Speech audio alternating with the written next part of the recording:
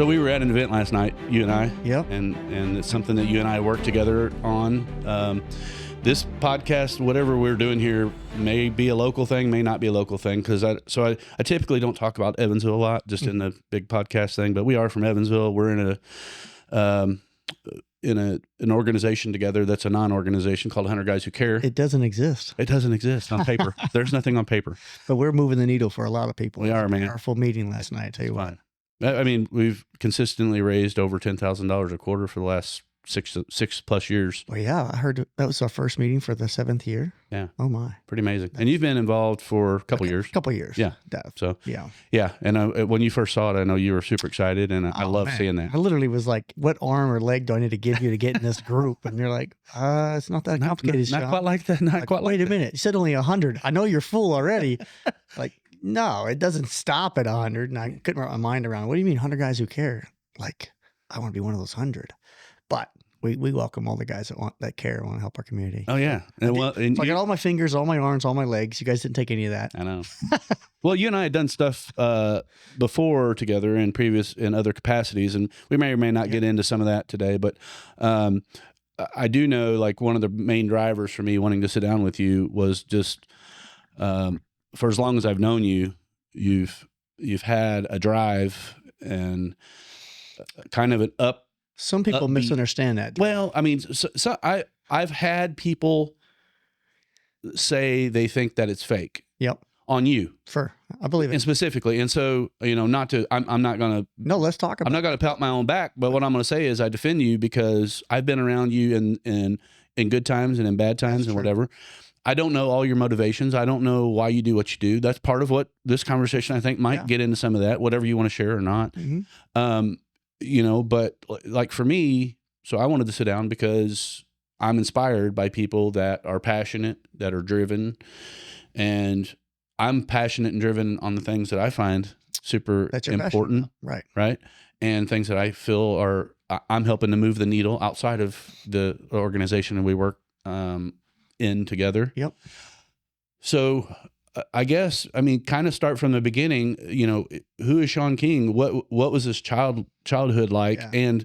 And for me, like, when did the switch flip and you turn into this psycho dude that is all over the country doing? People think I don't sleep. I don't know that you do. I don't know that you do. Sleep. I sleep like a baby for at least 3 hours. Out cold, man. Yeah. Like, there's no waking Shawn. So you're one of the guys that. So has that always been? You've never required a lot of sleep, or no, I wish I can get more sleep, and I'm doing better about it now. So I'm not as. I'm very intentional with every minute I have. So when it's time to go sleep. You're not going to find Shawn King just vegging out watching TV. I'm not going to be just playing a game. I can't even fathom that, right? Like a video game or something, like on a phone. I couldn't even imagine. But you asked a question this morning and kind of gave you a chill in my body at first, because you said, when did a switch flip? I've never thought about, like, was there a switch to flip? Did something go different? For as long as I've known you, you've been this way, because you were in law enforcement. Yes. And even when you were in law enforcement, you were still doing massive amount of other things. And even then I was like, what is he doing? And dedicated to law enforcement. Like everything I had, almost all in, right? Really, with being to drive that career as best I could. But I will tell you, I have not always been this way. Now that I think about it, right? If you link back, you said childhood. I did not have a typical upbringing in childhood. I mean, it started out fantastic. It's almost like it started out like a utopia. Like, you would just have mom and dad at home. We lived on an Air Force base, so that means those first 11 years of growing up, I was secluded from even like real world society. I would just walk to school, bike wherever I wanted on the base. Safe place. Grow up in a safe place. I didn't deal with bullies. I didn't deal with stuff in the first 11 years. But, my mom's relationship with, come to find out, not my dad, was interesting. So they got divorced at 11, and the man that I thought was my dad, she told me, as I was heartbroken, tore up, how you can divorce my dad? He's not your dad. I'm 11 years old. I got 2 brothers. Lived in the basis my entire life. Like 2 brothers. Are you oldest? 2 brothers. I was the oldest. Okay. That was their dad. Okay. Not my dad. Okay. So when I was born, my mom was in high school, And my biological dad said, I'm not ready to have a kid.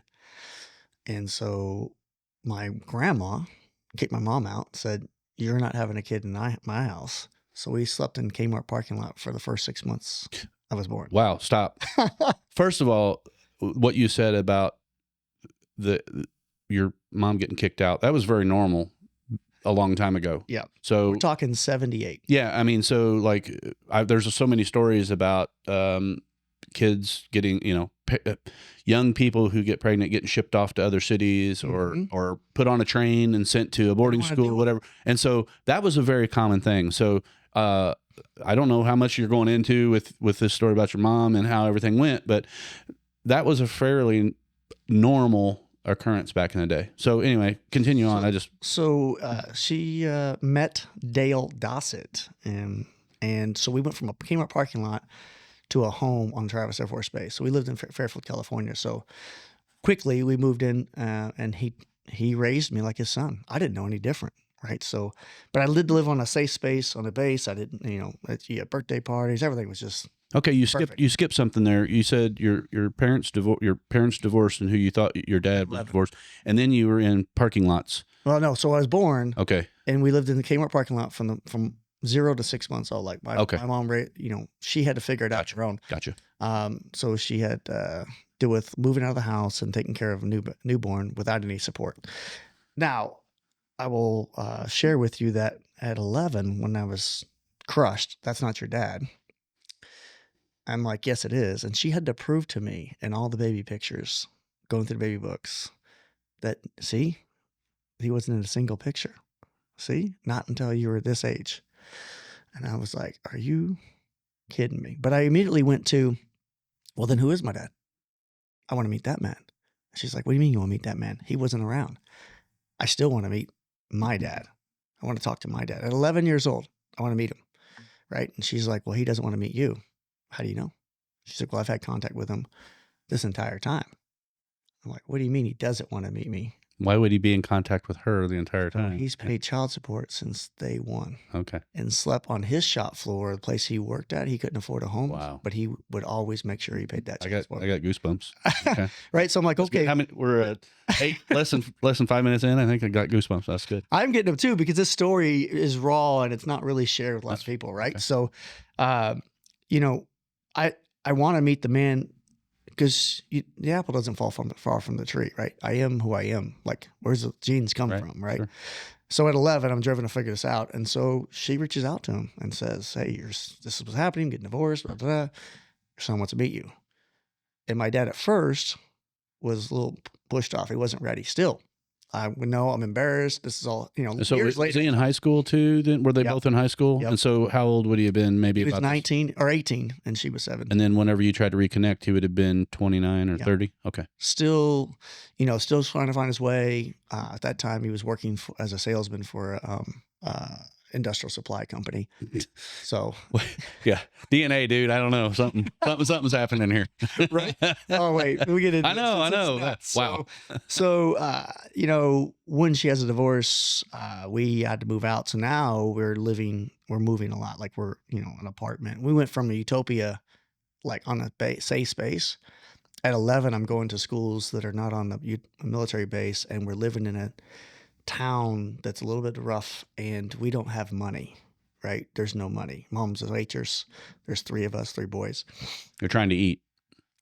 Literally. Yeah. No, I'm telling, there's, it's, I remember eating a bag full of banana chips one time, like pounds worth, because I was so hungry. Right. So, you go from everything's there and provided for you to all of a sudden now you're trying to defend yourself with now bullies, right? So we've got that, and we don't have money. And so we got made fun of because we didn't have clothes that were in style. We didn't have, weren't able to buy things, go places.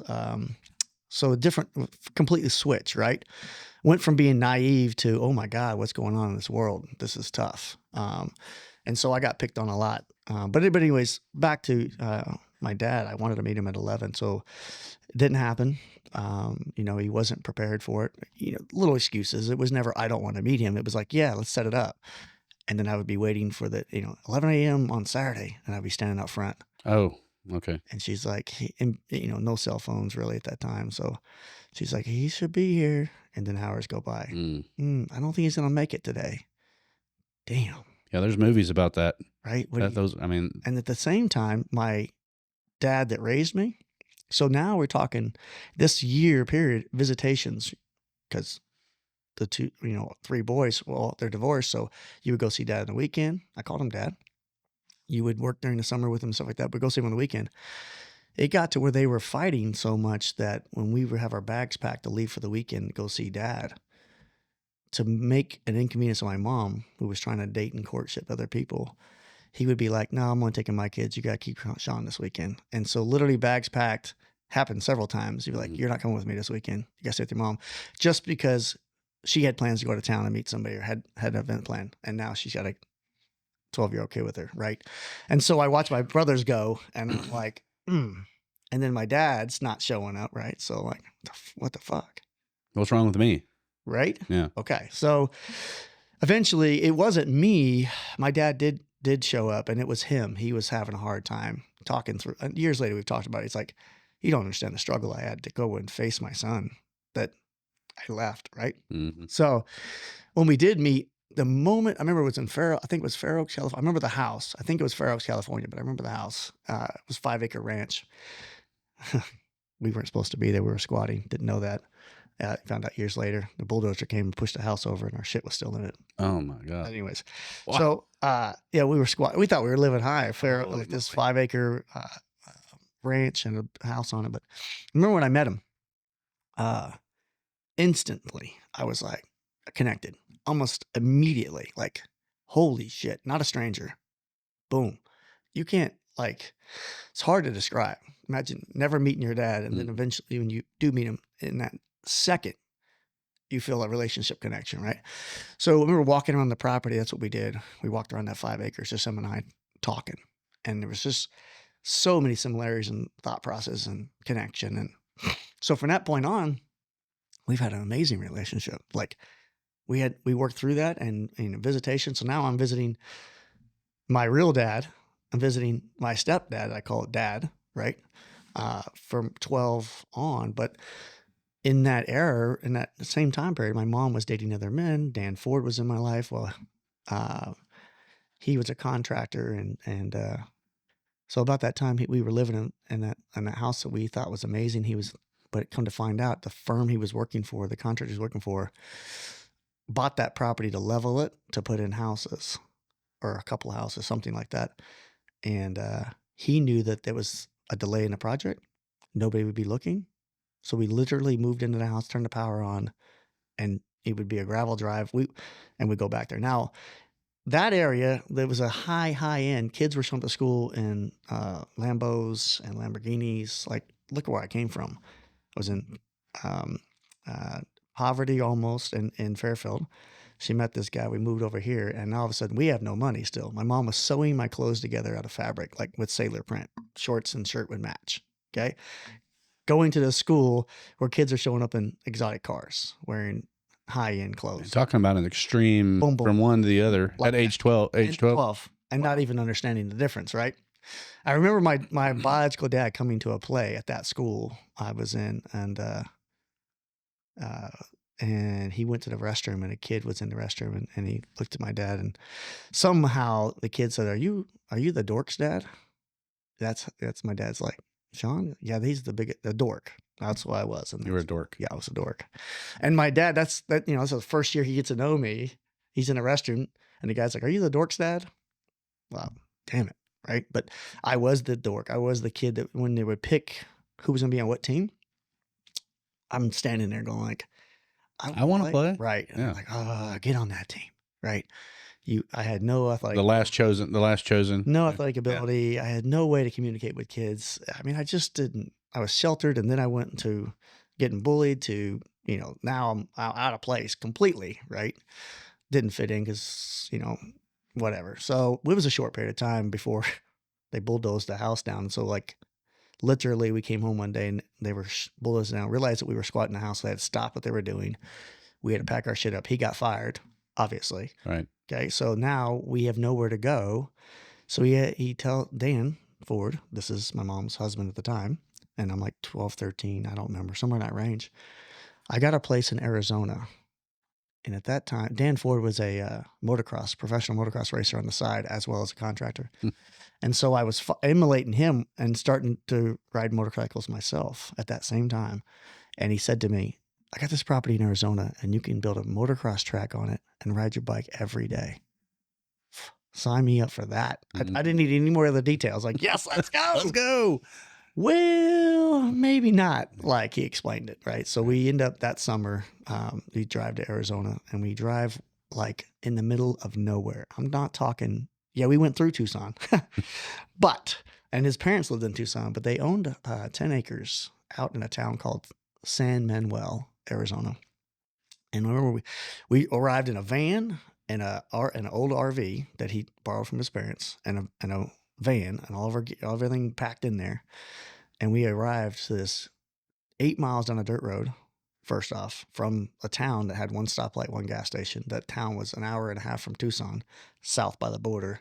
And then 8 miles down a dirt road to this cattle gate that's rusted, hasn't been opened in I don't know how many years. Open it up, it's overgrown. You can't even see the property. We go back there, and it's not a house. It's not a house. I'm talking...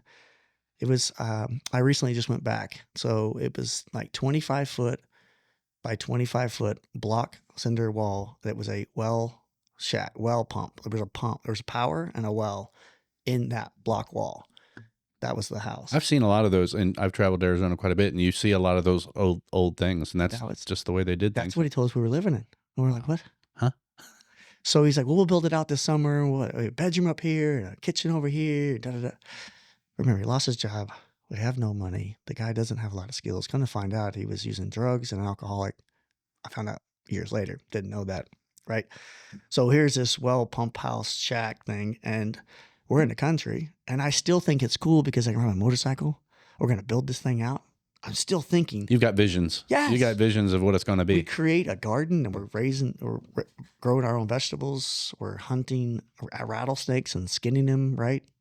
Hunting javelina. And I'm sleeping, my bedroom at the time, we got it broke down. It was a 76 Oldsmobile.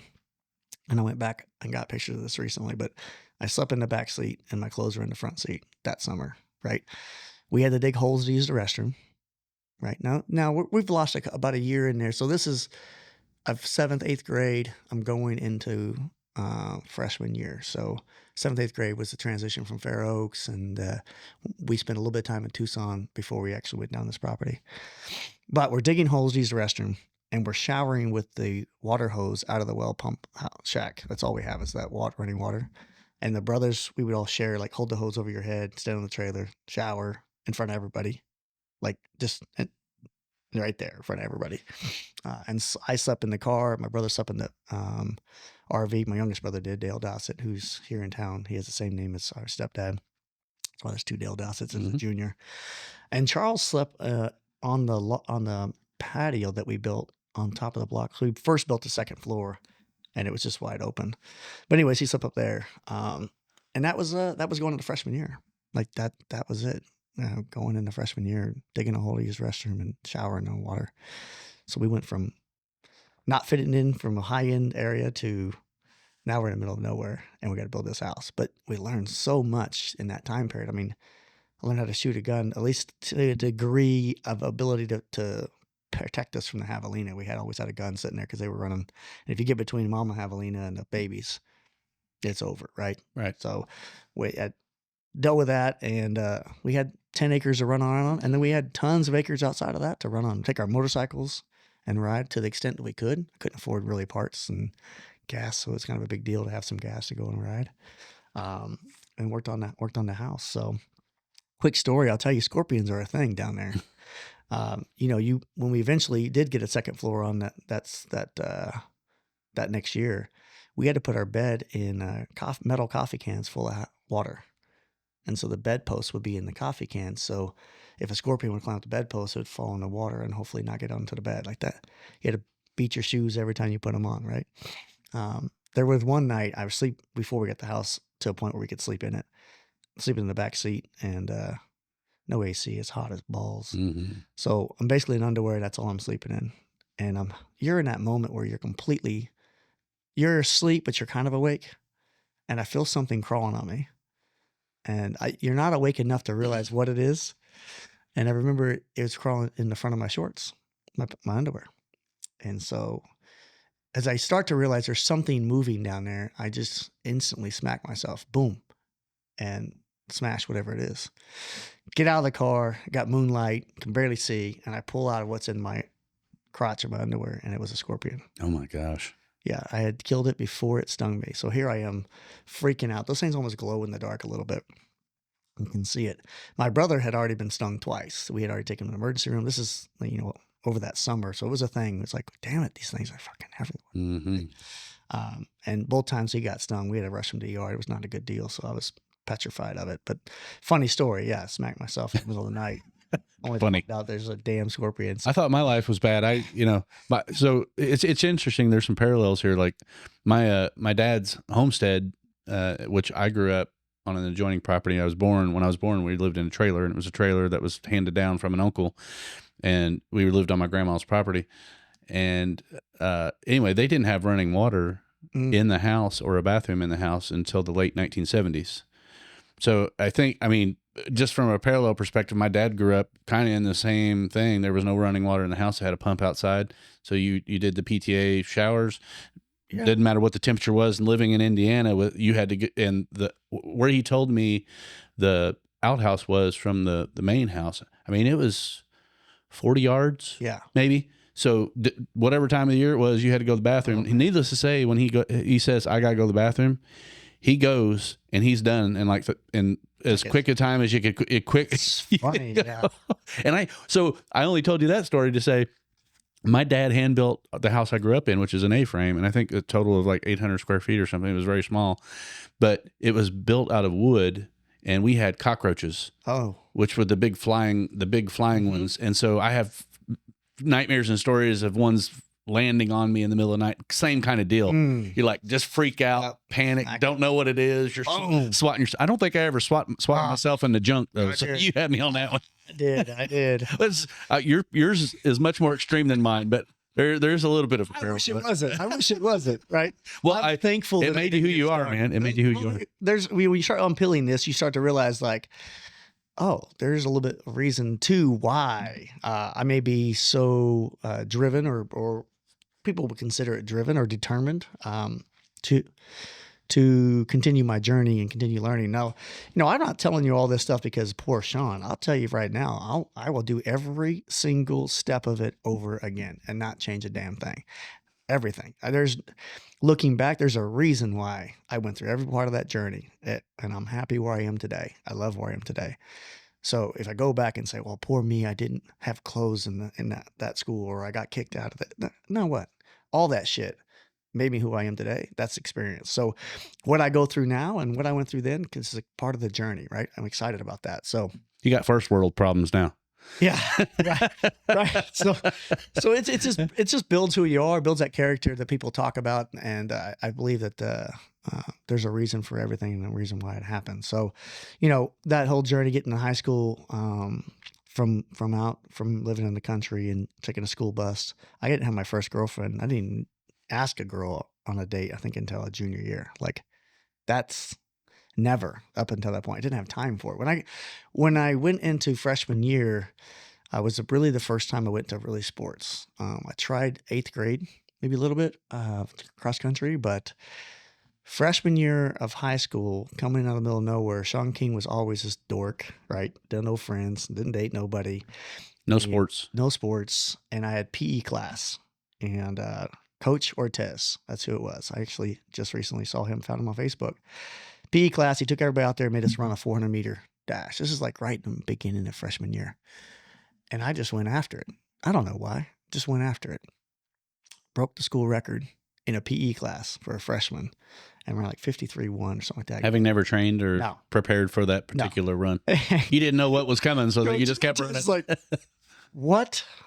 Who are you? Where'd you come from? I'm telling the story. I live way down Reddington Road. What? You live where? I went, San Manuel, it's not a big town. We're talking the high school my graduating class, I think had 300 kids in it. Oh, okay. So we not big at all. Right.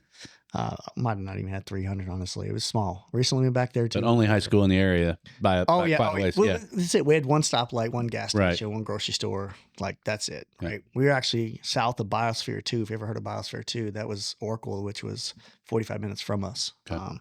So then at that point, he's like, you got to join the track team. You got to get into sports. Okay. So something happened in that moment when I went from being nobody to all of a sudden I got credit. Like, people at the school were like, hey, are you Shawn King? Are you the guy that just ran that? Da, da, da. I fed off that. Like, wait a minute, this is new. I like this. Mm-hmm. I didn't like running. Didn't like running at all. But somehow along the way, I loved that attention. And then I just took it to you talk about switch flip, probably somewhere in that Seminole area when I was in freshman year, because I would train in the mornings by running through the desert before I went to school. History class teacher would let me out of class to go down and train on the track and run. I would train at after school, and I hated running, but I loved the attention of winning. Okay, so we had cross country. He put me in first because cross country season's before track. So I was in cross country, which is even more running. Ran a 400-meter dash. That's why he found out I could run. Put me in cross country, and he would send us out in the desert to run. We would be gone for 2 hours. I couldn't imagine kids now. We're talking a desert where you know that 5 miles in, there's a pipe that leaks water into a creek on this hill over here. We find it, get our drink, and then run back. No cell phones. Oh, no. Javelinas, rattlesnakes, yes. scorpions. Everywhere. Anything happens along coyotes. Anything happens along. Why I was so scared of coyotes, but you would see those damn things. You were scared of coyotes. I was. All the other stuff and the coyotes are scared. Like, oh, and they were scared of you. They never mess with me, right?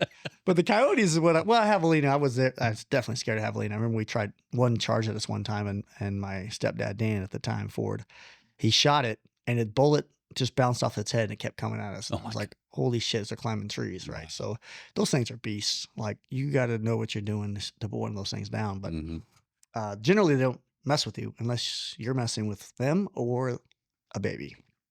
Generally. Similar to bears. I think bears are the same thing. Yeah. The mama bear with kids nearby is not a good situation to be on a path. No. Same deal with I had that happen one time too. It was actually a mama bear. I think I shit my pants.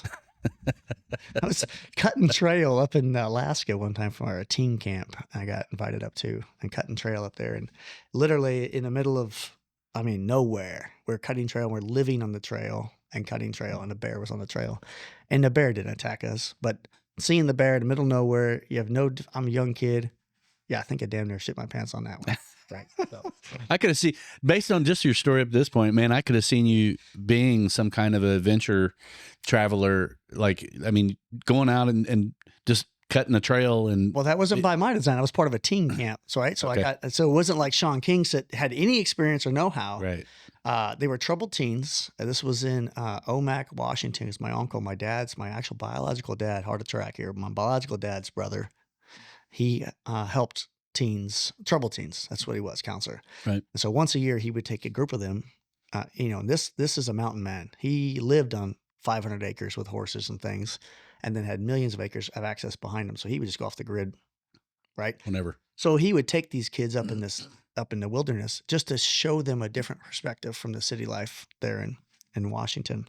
And I got to go one time, and it was literally you hiked in with horses and your gears on the horses. You camped. Not glamping. I'm talking literally on the ground. Mm-hmm. You showered or bathed in the creek, and you kept cutting all day. You just cut trails through the woods. So it was a unique experience. So I'm assuming at that time you weren't quote unquote a troubled teen. No. You just were there because of the family. Yeah, the family connection and all that. So I was around those troubled teens though, which I wasn't normally around those type of kids, but I didn't know any different. We were all in the woods. So that's like an equalizer, right? Think about that. Like, what's the best word? Well, they're all in the woods or outside their element. Mm-hmm. Common denominator, survival. So these kids probably would have bullied me or done, had a heyday with me. But in that environment, we're all equals trying to survive and together, using each other to survive. Right. There was a kid with me when we saw that bear. There was two of us, and I think he for damn sure shed his pants, but because they've never seen the guy. That 400-meter dash came in handy. I have a story. You don't have to be fast. You just have to be faster than the guy beside you, right? So there's always a reason why everything happens in your life, and I don't know. Maybe that seems a lot of reason to be to go through running for this event, but I'll share with you in Evansville, Indiana. This actually happened here, and you say run for your life. I was enrolled in USI for cross country. My first. I was a freshman. And USI, for anyone that doesn't outside of here, is University of Southern Indiana. It's a college. So I don't even talk about how we got here, but let's just say this story's hilarious. Looking back now, it wasn't funny then, but you referenced running. So I was on the cross country team, and I was still working for full time for the fence company, trying to multitask everything. And I show up late for practice. Now USI's got the big. This has been redone now. This is back in like 01, I think it is 2000, something like that. What is the main arena, the building for have all the events in the basketball arena? Yeah. So that's where we would meet the cross country team. The old arena. Now there's a new arena. There's something there yet. So it's new. And you have to meet them whatever time it was. Whatever it was, I was late. And I go running in there and there's nobody there. And I'm like, I don't like getting in trouble. I'm gonna be in trouble. Damn it. So I know that we normally go to the softball fields, which is a decent ways away, and we warm up. Right. So I just drive my truck down to the trail that takes you to the softball fields, get out of the work truck, and I kind of gently jog out to the softball fields. Nobody there. And I want you to envision this. I'm wearing a jumpsuit, the nylon jumpsuits back then, like you would just, right? They're like windsuits, right? And I'm running out there and nothing. Now I have no cell phone. I have no weapon on me, nothing like this. I have no experience what's getting ready to happen either. So I leave that Boss baseball field thinking, I'm screwed. I missed. Not only was I late for that, now I missed a warm up. They're in the woods, whatever. You might be off the team. My mind goes to you're done. Right. So I'm walking back to the truck and I hear something behind me, and I'm like, you guys are messing with me. You're in the woods, right? So I'm like, hey. No answer. What the hell? I know I heard something. I go back, keep walking again. This is like a trail. It may be a quarter mile long, but you can't see the truck and you can't see the softball field. So I'm in the woods, and the trail's like 6-8 feet wide. And I keep walking, and I hear it again. I turn around, and I don't see anybody. What I do see, a beautiful buck in the middle of the trail. And of course, this is like fall, and this buck's looking at me, looking my direction, but it's a long ways away. And I remember thinking, I'm not a hunter. I have no experience hunting. And I remember thinking, man, what a hunter would love to have this, like a clear, straight shot.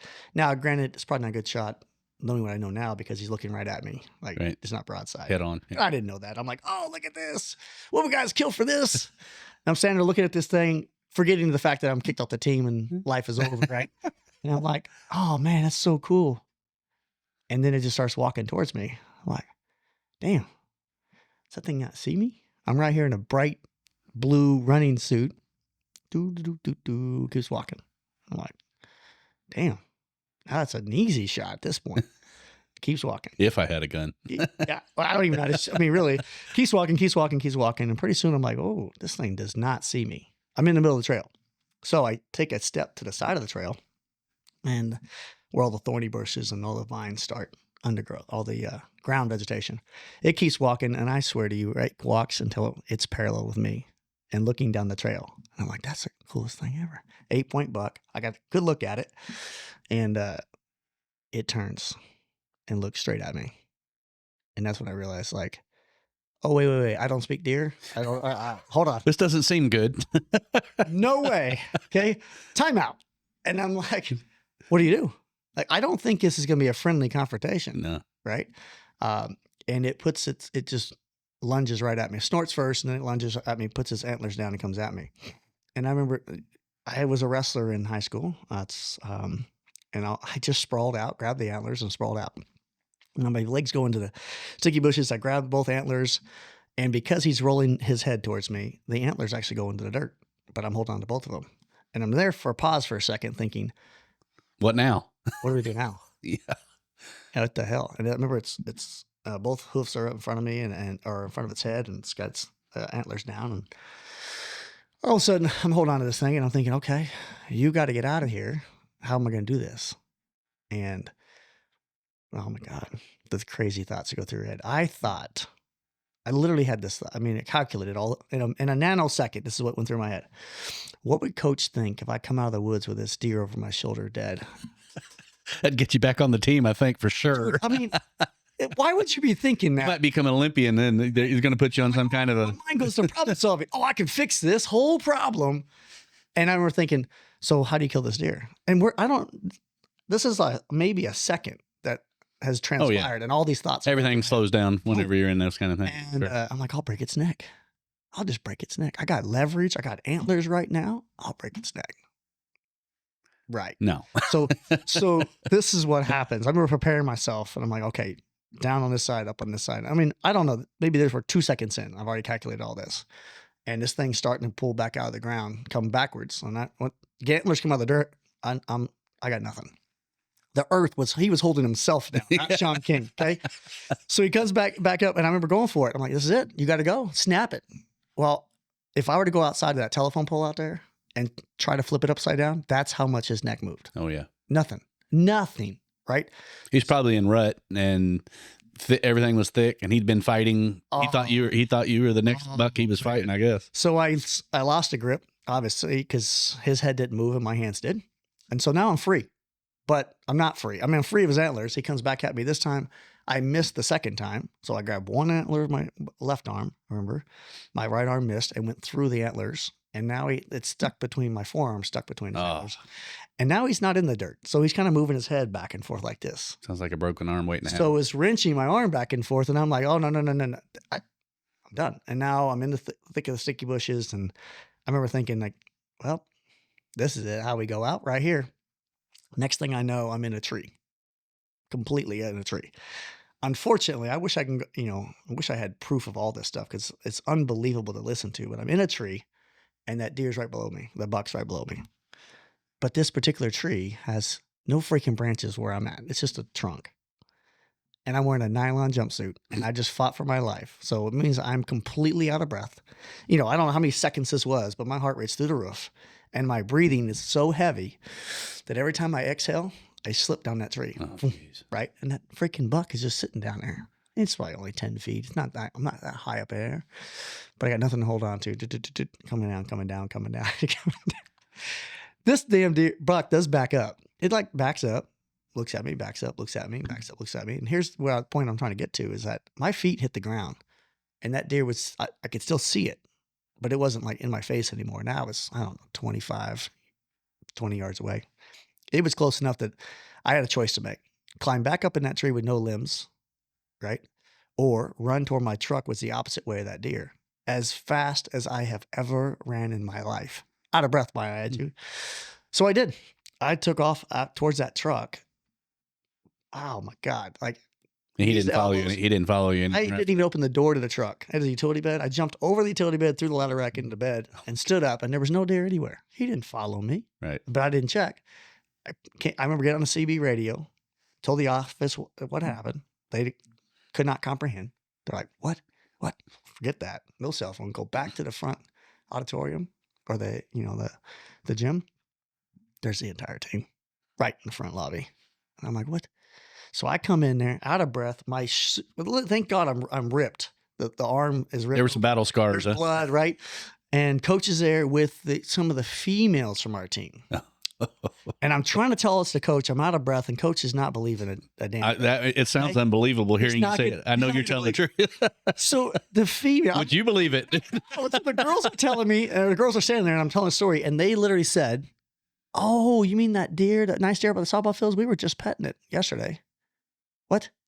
No. There's no petting this deer. Okay.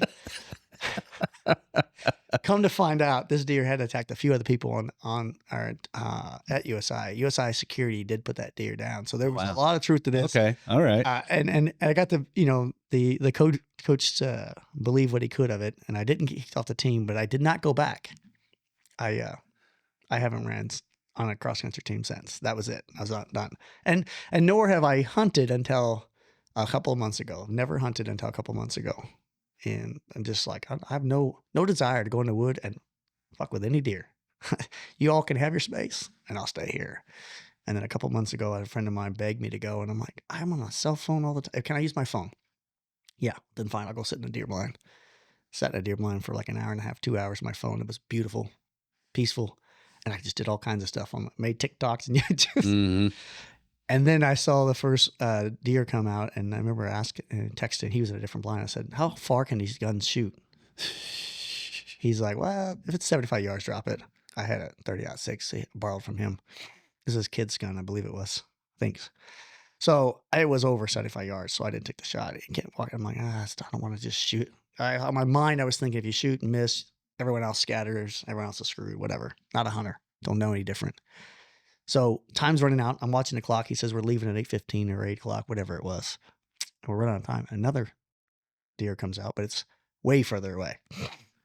And I text him like, hey, this one's, and he says, you can probably get 100, 150. I'm like, well, now you tell me. The first one was closer than that. Mm-hmm. So I take a shot, one single shot, and the deer drops. Boom. Right. Well, a button buck comes out.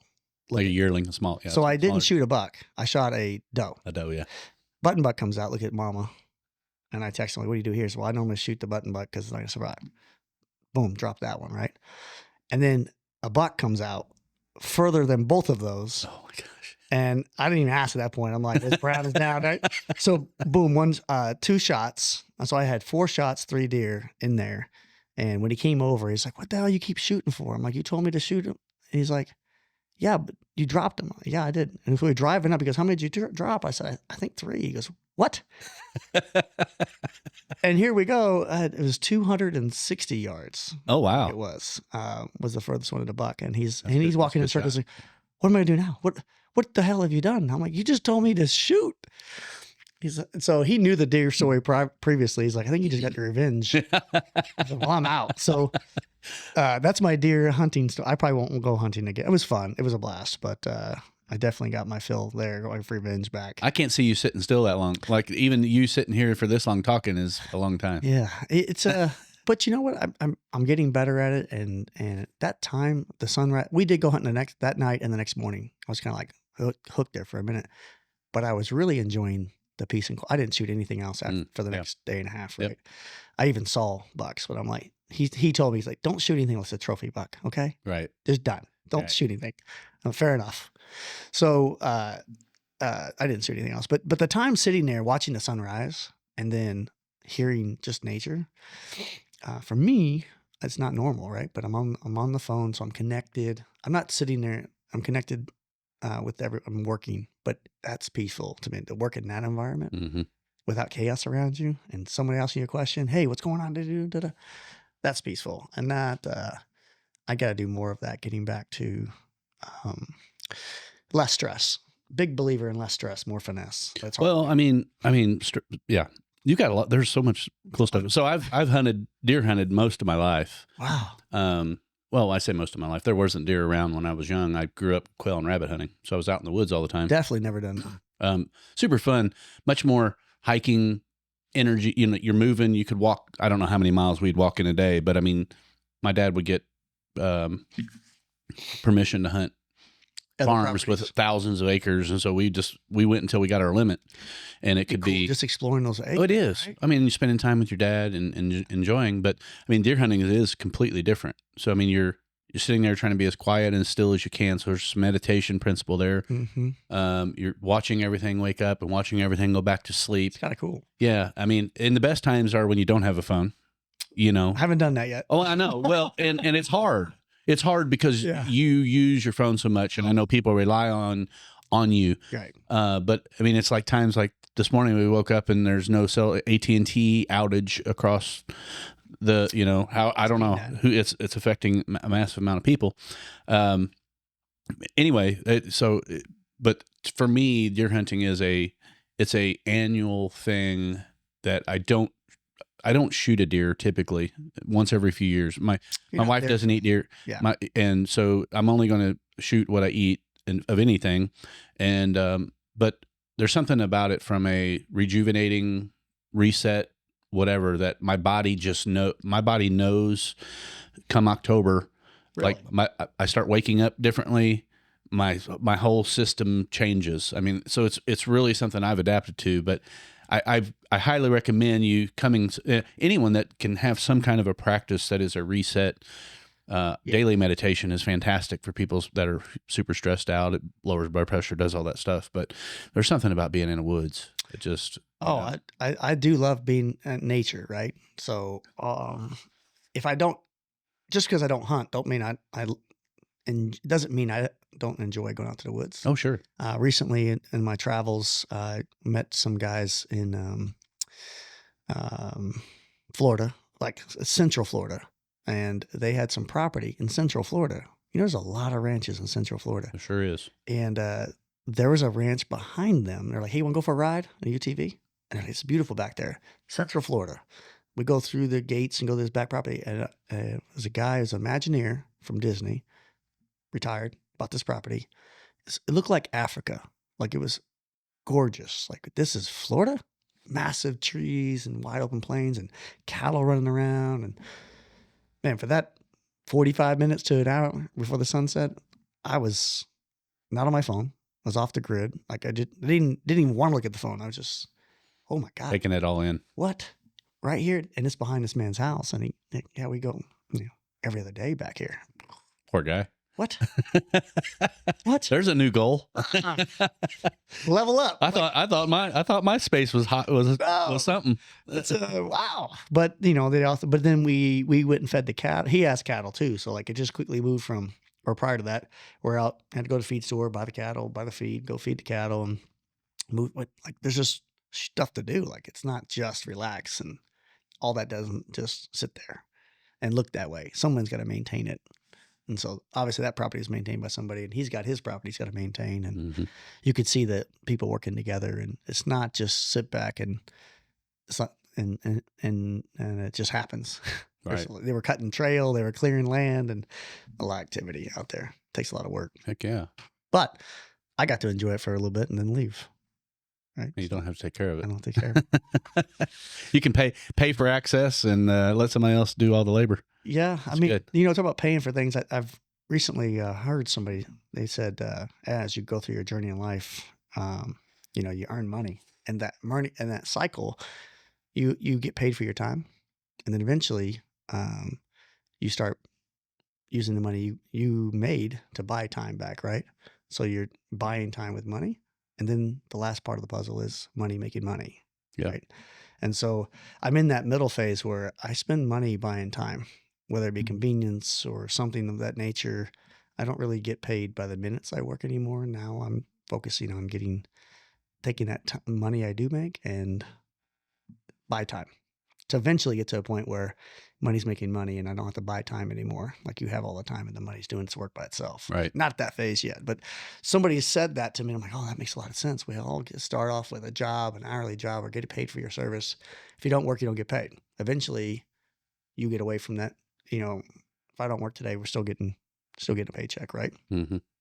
So but my money right now is used to buy me time at this point. But eventually it gets to a point where I have all the time I want. That's freedom. And then the money's making money, and it's not Shawn King. Yeah. So the switch happened in you, and the switch happened prior to there being any real monetary gain. That's right. And so I know you're driven by something deeper than money. And so it didn't start there. And I mean, we could talk about, you've got probably the coolest toys of anyone that I've ever seen. Whenever you buy a vehicle, it's never a regular vehicle. It's something that you could.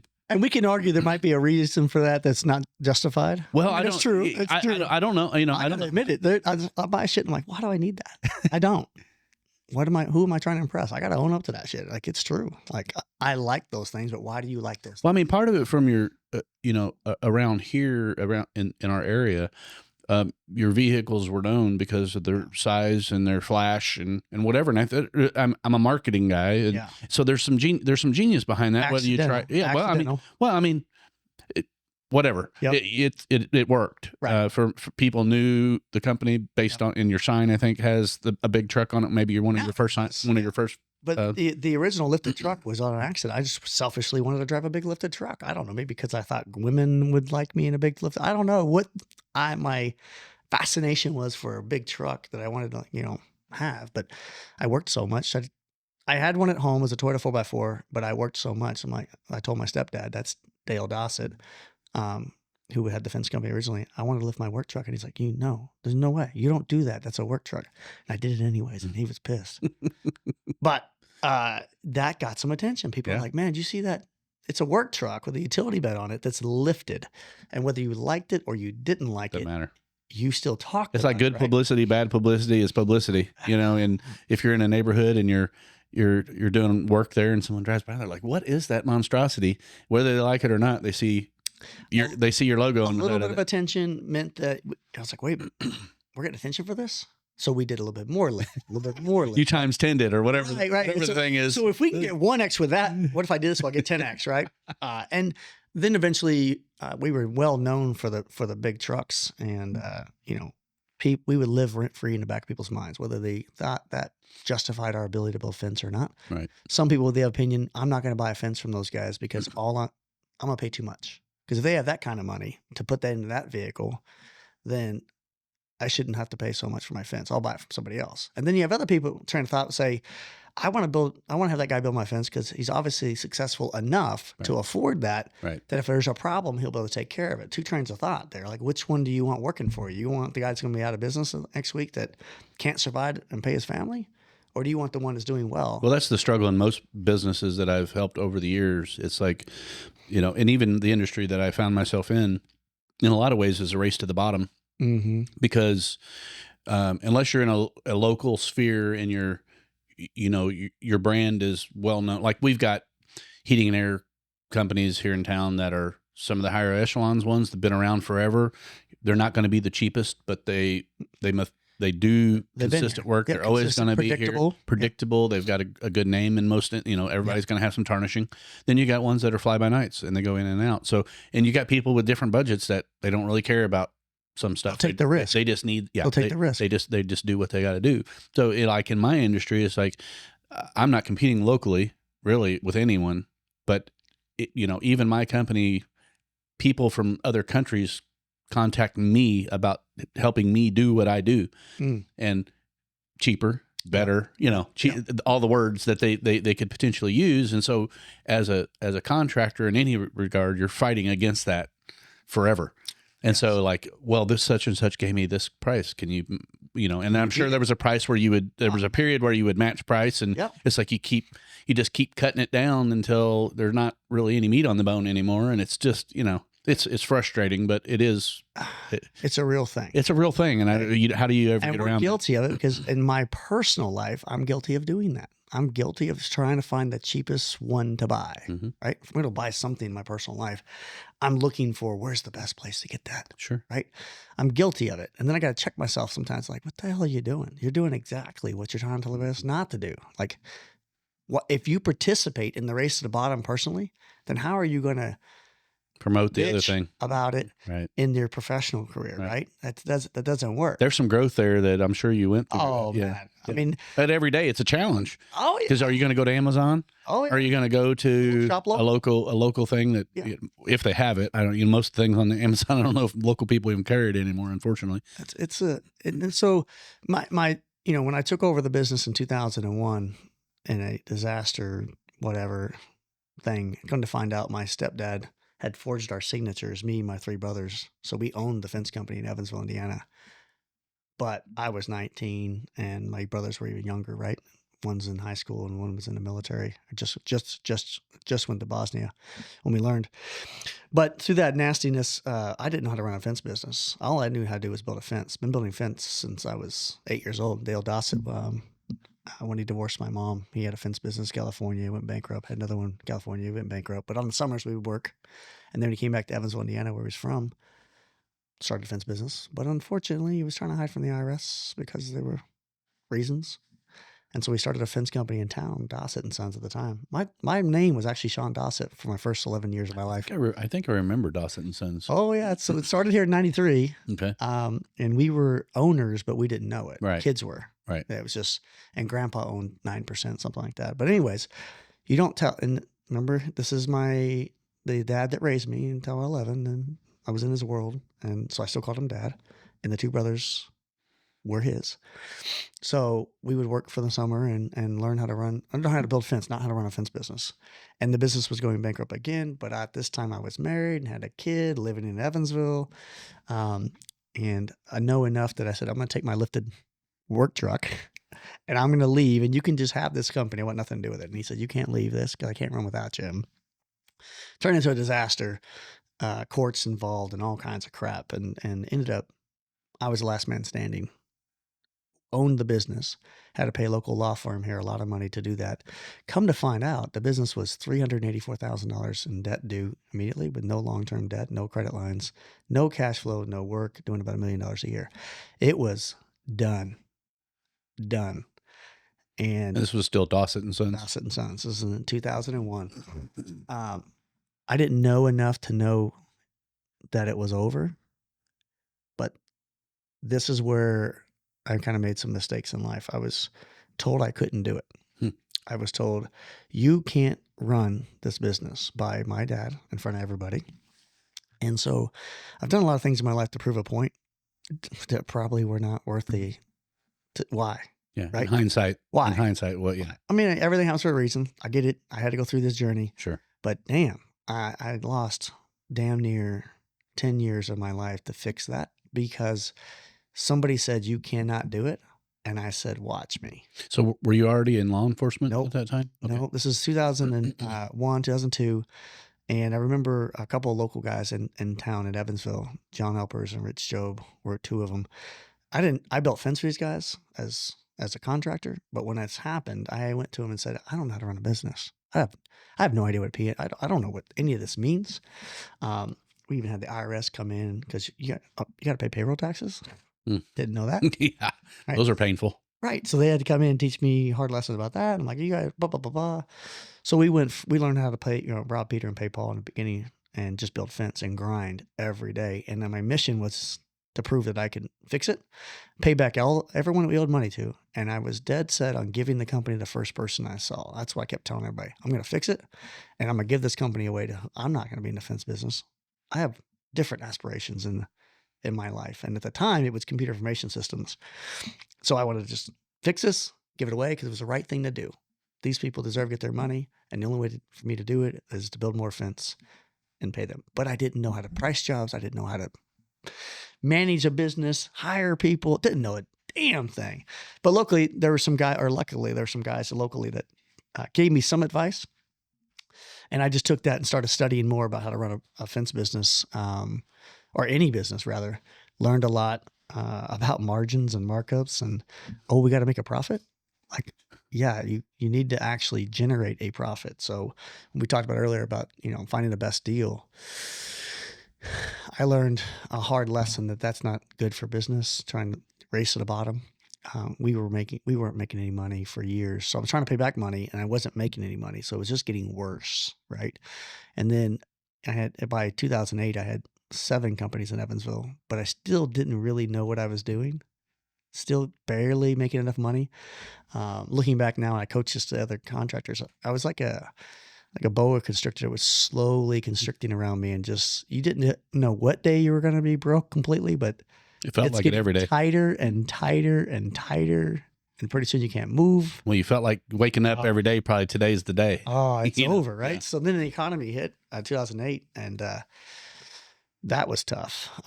We shut down all the other businesses. None of them went bankrupt. Just had to focus on fence and tools at the time. And by 2010, 2009, 2010, had actually paid off everything in Dossett and Sons and shut it down. Done. But in 2005 and 06, somewhere in there, I started Mr. Fence. Mr. Fence was created because I wasn't a Dossett, and Dossett and Sons means what to a marketing or someone buying fence. If anyone knew, they knew it was Mr. having Fence, a problem. You knew what Mr. Fence was. Oh, that's true too. Yeah, absolutely. But when you go to look up a fence company, are you going to call Mr. Fence? Well, they probably build fence, or you're going to call Dawson Sons, right? So it's a market. You could do any number of things. Yeah. So it was and then the big trucks, we built more big trucks than Mr. Fence, to the point that my stepdad, when he left, he started another fence company in town to make sure it was harder on me and try to crush me, right? So he would run radio ads. I don't know if people listening to this were in Evansville back then, but he would run TV or radio ads and say, don't buy a fence from Mr. Fence. You're just going to pay for more big tires on those lifted trucks. But our phones would ring off the hook for people calling saying, I heard your radio ad. I love those big trucks. I need a fence. That backfired in his face, didn't it? That's pretty funny. But it taught me, like, people really aren't hearing everything No. in that mess, No. right? They heard Mr. Tires, trucks, fence. And they see the trucks everywhere. Mm-hmm. Like, this is when things start clicking together. Like, holy crap, wait a minute. There's something going on here, right? And so it didn't qualify to build better fence. You just knew that those were the guys. We built fence for the big trucks, right? And I had a ton of maintenance issues with it. And it was a costly thing, right? We don't have them anymore. Now it's pretty, but I will share a quick story with you of branding. This is how well the branding has worked over the years. Recently, very recently, we had somebody call the office, was very upset with us. Said, one of your trucks lost a board off the back of a truck going down the road. And how unsafe that is. A board hit the road. Didn't hit a car, but it could have been much worse. Great. I agree. That's bad. So, but they're adamant that they want to make sure whoever it happened to, they be disciplined, whatever. So it makes it to me, and they give me the time, the road, and the place, right? Boom. Or they give me the location of the time. Well, we have GPS trackers on all of our trucks and video cameras in all of our trucks, forward and not. So we audio and video in the cab and out the cab. And I got no vehicle in that area. Now, our vehicles are pretty identifiable. Every one of them is wrapped in blue chrome, obnoxious. Can't miss it. This lady is very adamant. It was our truck. So I call her. I'm like, I'm having a hard time figuring out which truck it is. I don't have anybody in that area, but I believe you. So I just want to get more details. She's adamant. Boom, boom, boom, boom. And, oh my gosh. So I don't find nothing on my phone. Now I'm thinking one of my guys disconnected a freaking GPS, right? Went to worst case scenario. She's adamant, right? And I'm like, she's not lying to me. And I said, can you describe the truck? She said, oh yeah. It was a white truck. It said fence on the side of it. And before I could respond, my response was going to be, well, man, we don't own a single white truck. Not one. This don't exist. She says this. Well, you are the only fence company in town, right? I quickly changed my response to, yes, ma'am, you are correct. We are the only fence company in town. I know which truck that is. I'll take care of it. And that ended that conversation. Was that right or wrong? I don't know, but no, I think it was right. I'm not going to change her mind. Well, no, it'd be something if someone was injured or if it hit a car or you were going to go down some kind of illegal trail. Yep. Otherwise, you're just protecting your brand at that time. Yep. Just own it. And it didn't matter whether it was yours or not at that time to her. Why would I change her mind? She believes I'm the only she believes I'm the only fence company in town. So that's please tell everyone. Yeah. So that's like the essence of like branding. When you live rent free in the back of their mind, they can't even imagine there's another competitor in that town. I'm out. Whatever we did to create that in your back of your mind, whether it was the monster trucks or, the community events that we're constantly doing, the 100 Guys Who Care, the things that we do to give back to our community that are so important. Somehow that's created that branding. And these are some of the things I like to talk to new business owners is there's a difference between advertising and branding. Advertising, you pay to play. So stop paying for advertising, boom, it's off. Radio ads, TV ads, billboards, you stop paying, it's over. Boom, you pay to play. Branding is one of those things like SEO. You plant the seed and you don't know what day that branding is going to pay off. It's similar to going to a gym. You don't know what day you got fit, but you deposited every single day going to the gym. Well, we've deposited in the branding every single day, whether it be going to community events or constantly keeping the same color, blue, the logo the same, put it everywhere. Like that's a consistent deposit in the branding. You don't know when it actually comes to fruition and pays off, but it'll continue giving you value long after you put money into branding, right? So we have to focus on advertising and get ourselves busy, but we've got to put deposits into branding continuously because that is going to be the fuel that's going to continue moving forward. And and you can start decreasing advertising costs, right? Sure. And that's a great example of the monster trucks or the big trucks and the branding that live for in people's minds. Heck yeah. Let's switch gears a little bit here. So we've talked about the building out of Mr. Fence, and we've talked about your past and kind of when the switch happened.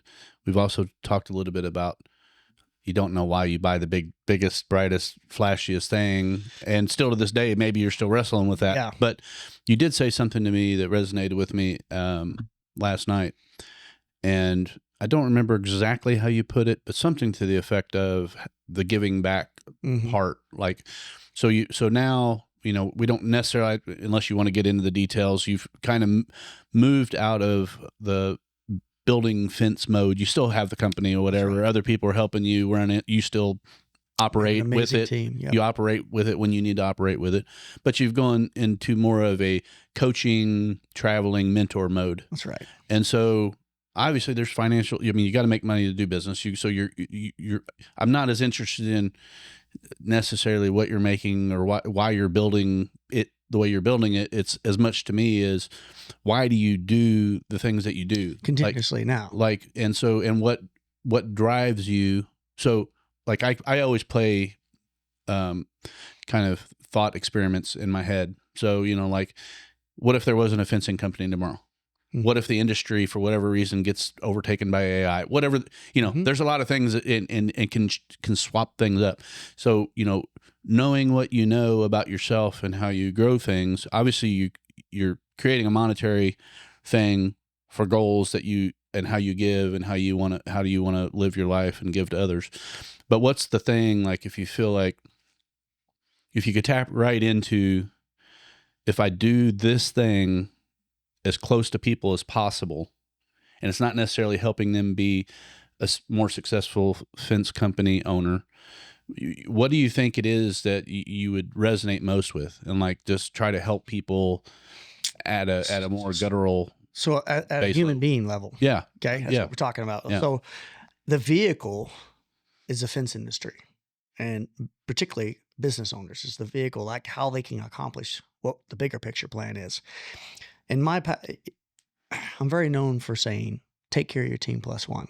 Right? I say that all the time. And I've had people ask me, like, Shawn, what do you mean about that? Especially the plus one part. I mean, right. What does that mean? Yeah. And I tell them, well, so you don't know the whole story, because actually the part I leave out of that equation is you got to take care of yourself first. Okay. And most people forget that part. Whether it be, and you got to be of mind. I think you forgot it for a pretty long while. I'm working on it. Sometimes you got to take your own advice and deal with it, right? So, but you got to be of mind, body, and spirit healthy. Like that's got to be step one. And I'll give you the crude example is this: when you get on an aircraft carrier or airplane, get on an airplane, they're going to tell you to put your oxygen mask on first before you help the person sitting next to you. And the reason for that is because you just become a liability when you're not of right mind, body, and soul, or able to take care of yourself. How can you take care of somebody else? So I'm driven to Hunter Ballou is a mentor of mine. He's an amazing guy, and he's got this goal of like, it's insane. I think he says he wants to empower and help build 1 million leaders that will go on to help build and empower 1 billion leaders. Like it's his job. He's focused on how do I make a better leader? And then you're going to make 5 more leaders, and they're going to make 10 more leaders. Boom, boom, boom. I love that. And so my goal is how do I just leave a positive impact on this earth? And it's not by having the fanciest truck or by having the biggest business or by having the most money. It's the human impact part, right? How do we get people to help others? So take care of team plus one. If you're taking care of yourself first, then now we don't got to take care of you. So the plus one is you. Nope, not yet. Okay. So okay. Because there's going to be people that don't take care of themselves. Right. So step one is if you just take care of yourself, we won't have to worry. If everybody does that, then the plus ones become like, what are we going to do now? Okay. Right. But take care of yourself first. Next is who's in charge. Take care of your charge. It'll be your business, your family. You make sure that you take care of everybody in that circle. Period. That's your ownership. That's on you. Take care of yourself and take care of your circle. Okay. Team. And then when that's done, The +1, man, is that a powerful thing? Anything in life, if you can just do one more, just do one more. Everything that you do, just do one more. The +1 comes from I want you to go out there and find somebody that is unable to take care of themselves, or somebody that's unable to take care of their team. And you've done well to take care of yourself, you took care of your team. Now I want you to go find the +1, and you find it every single day.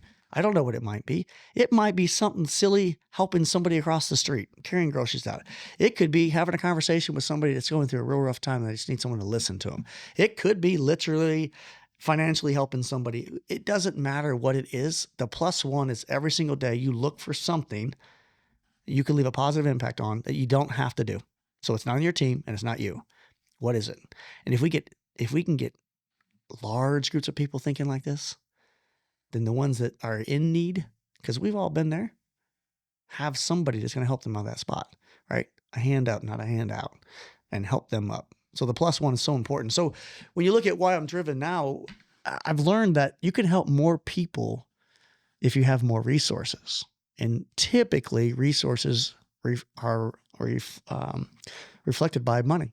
If we make more money, typically we can get more resources. More resources means that we can help more people. So, I might get backlash from some people that says, oh, he makes a lot of money. Well, no, not really. I know a lot of people make a lot of money. Shawn King's not there, but I make enough money that I can take care of others. And I think that we all need to be driven for that. I'm not a big fan of like making just enough and live off of that and that's it. Like, no, if you can make more money, can you not go and help somebody else with that resource? If we have good people, the +1. So I'm driven to be successful because that's going to allow me to help more people, right? And preach the idea of creating better leaders that will take that money and go make and help more people. So the vehicle to do it is we coach entrepreneurs on how to be more successful. We coach entrepreneurs to understand not to race to the bottom, understand branding, understand how to take care of your team, which is your number one resource. Not the equipment you're using, not the materials you're installing. Your number one resource is your team members. So how do we make a better environment for our team members? And teaching entrepreneurs that gives them the vehicle to make money. Now they have the ability, now if we can just get them to use that money in the right way, take care of their family, take care of themselves, and the +1 along the way. Well, I think the +1 is a really, probably to me, the most important part of all that, as far as your own self-fulfillment and drive. I mean, it's really good to have a successful company and you're able to make payroll, and that's not always easy. There's challenging times. There's big Still payroll today, taxes. Yeah, I mean, somebody doesn't, a group of people doesn't pay their bills on time. We need to sell some fins right now. Yeah. Listen, what are we doing right now? Let's get on. But, the human element and the connecting with people and making everything really worth it is, like you said, that hand up of there's someone in need right there, and you may cross paths with them regularly. You may only see them one time. Yep. And they could have potentially be a scoundrel. It could be somebody that's trying to play you in some way. True. But the moral of the story is, for me, is that's really what humanity needs. We need more of that. In my podcast, we talk a lot about, we don't try to not to get into right versus left politics, and we try not to, I don't want to badmouth anyone. What I have always been driven by is seeing problems or seeing things out there that I know to be not true or not on the up and up, and I like shining light on things. So for me, the focus of anti-tyranny, all that means from an anti-tyranny at the most local level is that person who can't take care of themselves and fend for themselves does have the power to not be beaten down by a tyrant. And that can be in your own household if you're molested or whatever. Yep. All the way to, you can talk about government and how we've built the biggest government in history, and they take a lot of money under the guise of helping people, but it's the most inefficient thing that you can potentially do in most cases. Now, I don't want to get into the weeds of it, but if you can be a sound person who is doing the things that need to be done and making enough to provide for your family and that other person, that's what our society was really built on. That's exactly right. You know, so that's really getting back to the core. As we're divided on Everything else is like a Band-Aid to fix the deviation we've had from that. Yes. From that. Okay. So the Band-Aid keeps getting thicker and bigger, and it's never ever going to work. So, right. So the core of the problem, we kind of stop putting Band-Aids on it and go back to the core of the problem. I mean, this wasn't a far-stretched idea in the beginning. Like, take care of team plus one. Like, that's where we came from. Right. Okay. You just had to reinvent. You had to understand what it was. So here we are. We've gone down this rabbit hole, and now we can't even see it anymore. Don't even really understand what that looks like. It's like, I'm not going to give anybody something I earned. You're not getting a bigger picture, right? Like, let's take care of our team plus one means those that are in need, what can we do to help them without giving? We're not giving them anything. Maybe it's teach them something, show them something, right? Teach them how teach a man to fish. I mean, come on. I mean, that's way more valuable than give them the fish, right? So that's what I'm saying with what I'm driven to do now. I literally travel the country at a sacrifice of hours away from my family, and oftentimes not even profitable for what I'm doing. But they go in the trenches with the guys that are living the battle right now and teach them how to be a better steward and make more money so they can take care of themselves. That's teach them how to fish rather than just hands out to everybody. So I'm probably going to make a small impact in my time, right? But if we all made a small impact, that becomes a massive movement, right? So I'm okay with that. I'm okay that I may only change a few mindsets or a few people's lives in my time here. But if I know there's others doing good work and they're doing the same thing. So I trust that they're doing everything they can be doing and I'm doing everything I can be doing. And if we can get more people doing that. Well, I mean, you're doing redirect this. So like part of, I think, and again, let's not go deep into politics, but most everyone I feel in society senses something is not quite right. Like there's something's off balance. We're not really moving in a positive direction. Mm-hmm. We don't know who to trust. AI, all the things that are coming through that with deep fakes. I mean, our reality is bending and stretching, and pretty soon it's going to be hard to decipher between you and me sitting here in an actual conversation or someone replicating this conversation. And so the only real way, and this, we got into a rabbit hole last night I don't think you were in it, but deep fakes are going to be a big thing. And I do want to touch on politics a little bit right now, just because I feel like it makes sense in this conversation. I think what you do is really cool because you're out in the field, touching hands with people face to face and whatever. And people like the Joe Rogans of the world or whatever are having a larger impact generally because they're sharing conversations and stories and expanding people's minds in ways they hadn't thought of. And I think for me, one of the things that I always look at is like, I need to learn how to ask the best question every day in the moment. Like someone asks me, what are you doing? Or why are you doing what you're doing or whatever? It's always, to me, it depends on the situation, but it's like, okay, if I can learn to ask myself the best question, what really makes me tick? How do I feel like I can make the most impact? For me, what I sense is I've always had a barometer of what's going on, and like I have a pretty good bullshit meter. So like someone says something to me and I'm like, if I catch myself kind of look at him like, can you tell me a little bit more about what that is? I've always kind of had that, and I never knew why it would be relevant or important. What I do know is other people who are tyrants in the world use those words and those actions to manipulate the situation and to gain power or money or whatever it is that they do. And that has always bothered me. Like gutturally, watching a news channel or reading a newspaper from the earliest of days. We've been married for over 20 years, and I had to stop reading the paper because I would get mad. Yep. Not mad in a way that it's going to affect my whole day, or I would go on some big tirade, but just like that's a lie. And I can see the lie and I don't know what they're up to, but it bothers me. And it just bothered me at that level. So for me, especially when COVID hit, like the last few years, I'm like, okay, what is this all trying to do? Where are we going? I've got young kids.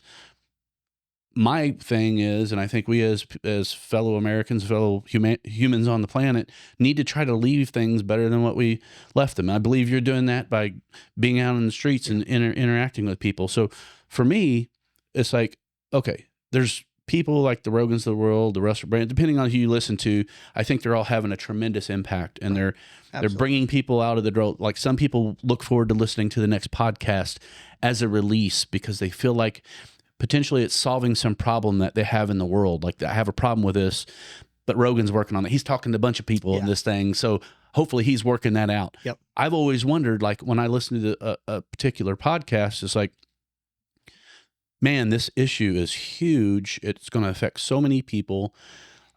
Where's the team?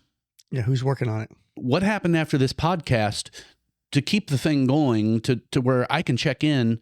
And if I've got 10 big things I feel like are important to me and to the world and to my family and to the future, I just want to know that the right people are asking the right questions and moving that down the field a little bit more. And if I can audit it and like knock on the door and peek in, I'm like, okay, I've heard what you said there. I just got a quick synopsis. Have you thought about this? What about these other things that we're seeing out here?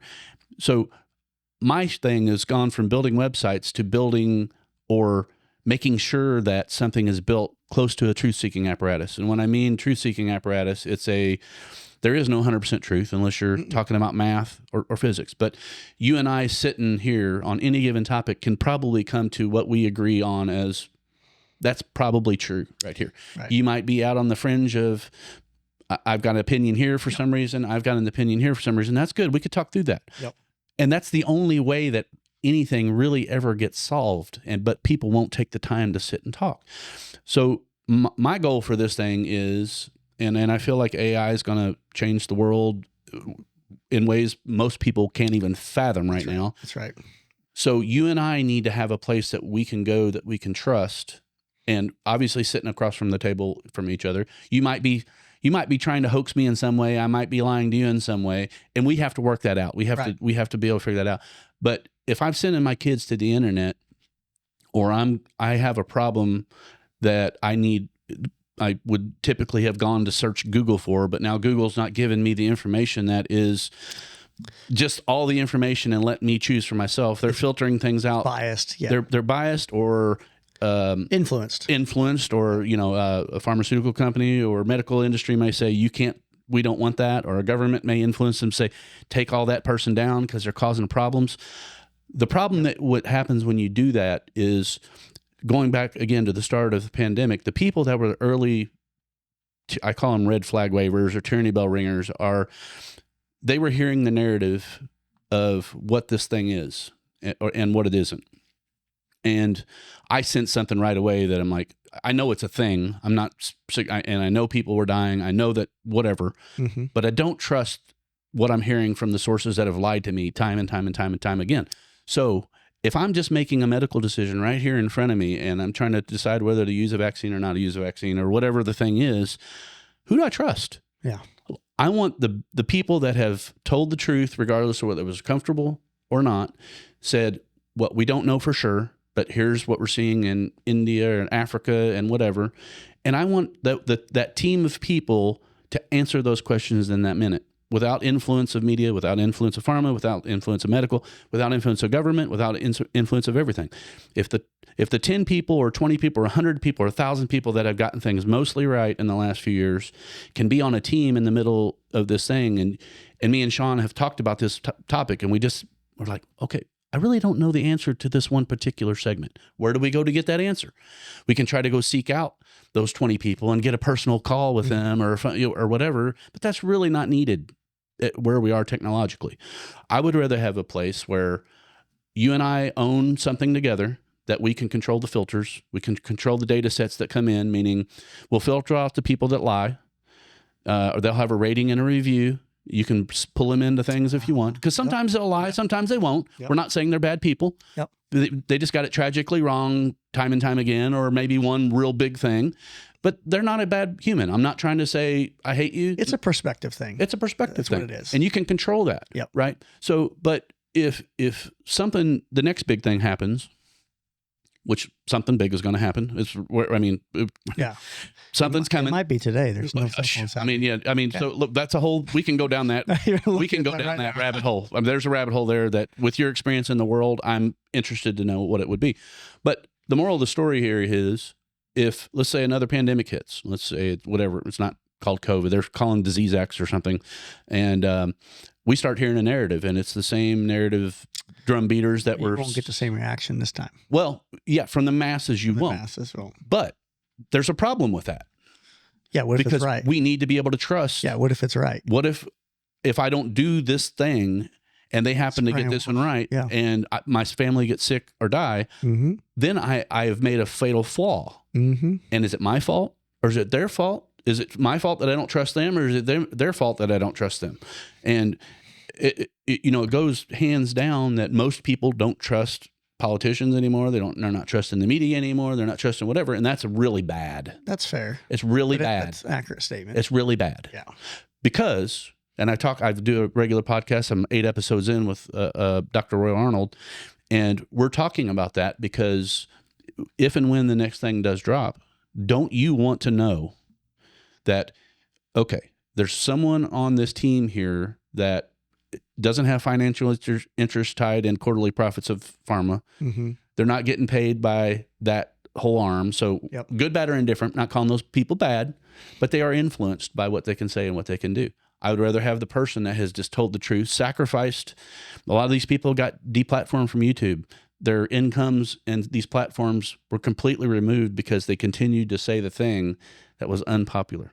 So if we're relying on Google to answer the questions, and Google has removed the people that told the truth, how is a large language model, how is a truth-seeking apparatus in a chat GPT going to get the answer right? It can't, because it doesn't have the data. No. It doesn't have the data set. So you and I got to be in control of where the data is, right? We got to say, well, that's probably bad data. Or there might be a really smart person that comes in and says, this piece of data is wrong because of this thing. We got to fix that. And the computational change, maybe the percent of truth or trust in that one particular thing. I know this is kind of a rabbit hole and it's a little opaque, but I think as we are progressing in society and as these large language models are going to be taking over, and they will replace Google in a lot of ways. People are going to be going to a different search platform and interacting in ways that we don't need to get into here. We as people need to be able to control the data, not a government, not a Google, whatever. Yeah. And so to me, think about 1,000 conversations like you and I are having right now. Okay. And these conversations will all they're easily recorded. You can get a transcript right away. That transcript can be pushed into a large language model and it could absorb the questions and the responses. Let's say we're a doctor. We're both doctors and we're talking about this. And you've got 1,000 different doctors that are doing the same thing, and it all feeds into this one apparatus. And then you got an auditing board basically that says, here's what this large language model is basically saying. And then you can have experts that are pointing out things that maybe aren't right or are right. And it's going in and out at any given moment. So we can trust this particular thing about this much based on these people that we put in the group. That's possible. Oh, I think it's very possible. It's going to cost. Get the first step to get it done. Well, I mean, I built money. So the first estimate we did, this was prior to large language models and AI rollout as it is. I mean, first we had $20 million put on it just as kind of it was just under 17 something million. We had it in an Excel spreadsheet. So my goal of the start of this whole thing for me was to get around scientists, doctors, bell ringers who were saying the things that I felt like were closest to truth, not closest to what the approved narrative was. Talk to developers, talk to AI people, talk to people at all aspects and say, how do we build this thing? How can we get this thing rolling? It needs to be owned by all people so we can audit it. it probably would be a subscribership. I mean, how are you going to pay for it without taking money from corporations who will then try to influence what you say and what you do? That's right. You can't. You have to buy into the idea behind this thing's got my 6. This thing is like, if I have the next big bad question and I don't know where to go, I would really like to be able to access something like that. And I don't want to be the expert in it, because you can't be the expert in everything all the time. No.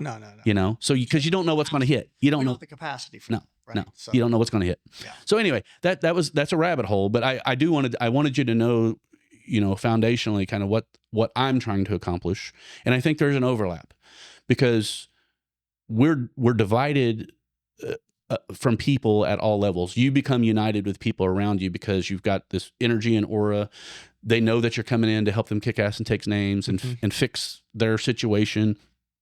Grateful to you. They trust you at that level. How do we get, you know, something that we can all work towards? Because, you know, we're less and less spiritual. Yeah. Church is not something that is on the rise for a lot of people. I mean, these are all answers to bringing people together, but we need this truth-seeking apparatus for me, Shawn, is a way to have more unity around an agreed upon space.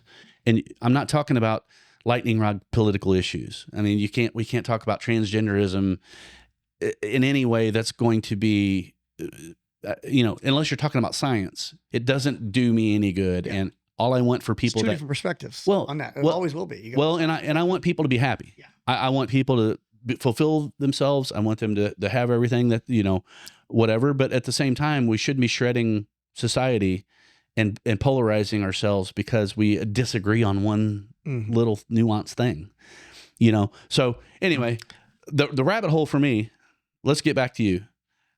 We didn't talk about your law enforcement career, and I don't know that we need to really talk about that much, but one of these things for me is, okay, so, you know, before we started this conversation on air, I mentioned it concerns me that if something happens out there and society goes dark for a few days or a few weeks, it's concerning to me that we're not better prepared. And I'm not a prepper podcast. Right. I'm not saying we all need to go. There's people that focus on that stuff. Mm-hmm. But what I am saying is there are questions, there are topics, and there are conversations that we need to have as communities and as a society to kind of be on the same page. Like, we need more people to be, if this, then this. If this, then this. What do we do? Yeah. And we know we can talk about what we're going to do, and it's whenever you're in the situation, it's gonna mix it up. You're absolutely right. Right. So, you know, the law enforcement career, the reason why I went into that was I still didn't know how to run a business in 2010. Even though I paid off the debt of the Dossett and Sons company, I wasn't making money. So my wife at the time had breast cancer, and we couldn't afford health insurance, but it's outrageous. And then my son had brain surgery recently, a few years prior to that. So it was a thing. So I had to find something that I would put food on the table and was responsible for me to take care of my family, take care of that team. It's before I even thought about the whole adage of don't be a liability to somebody else. Take care of yourself and your team.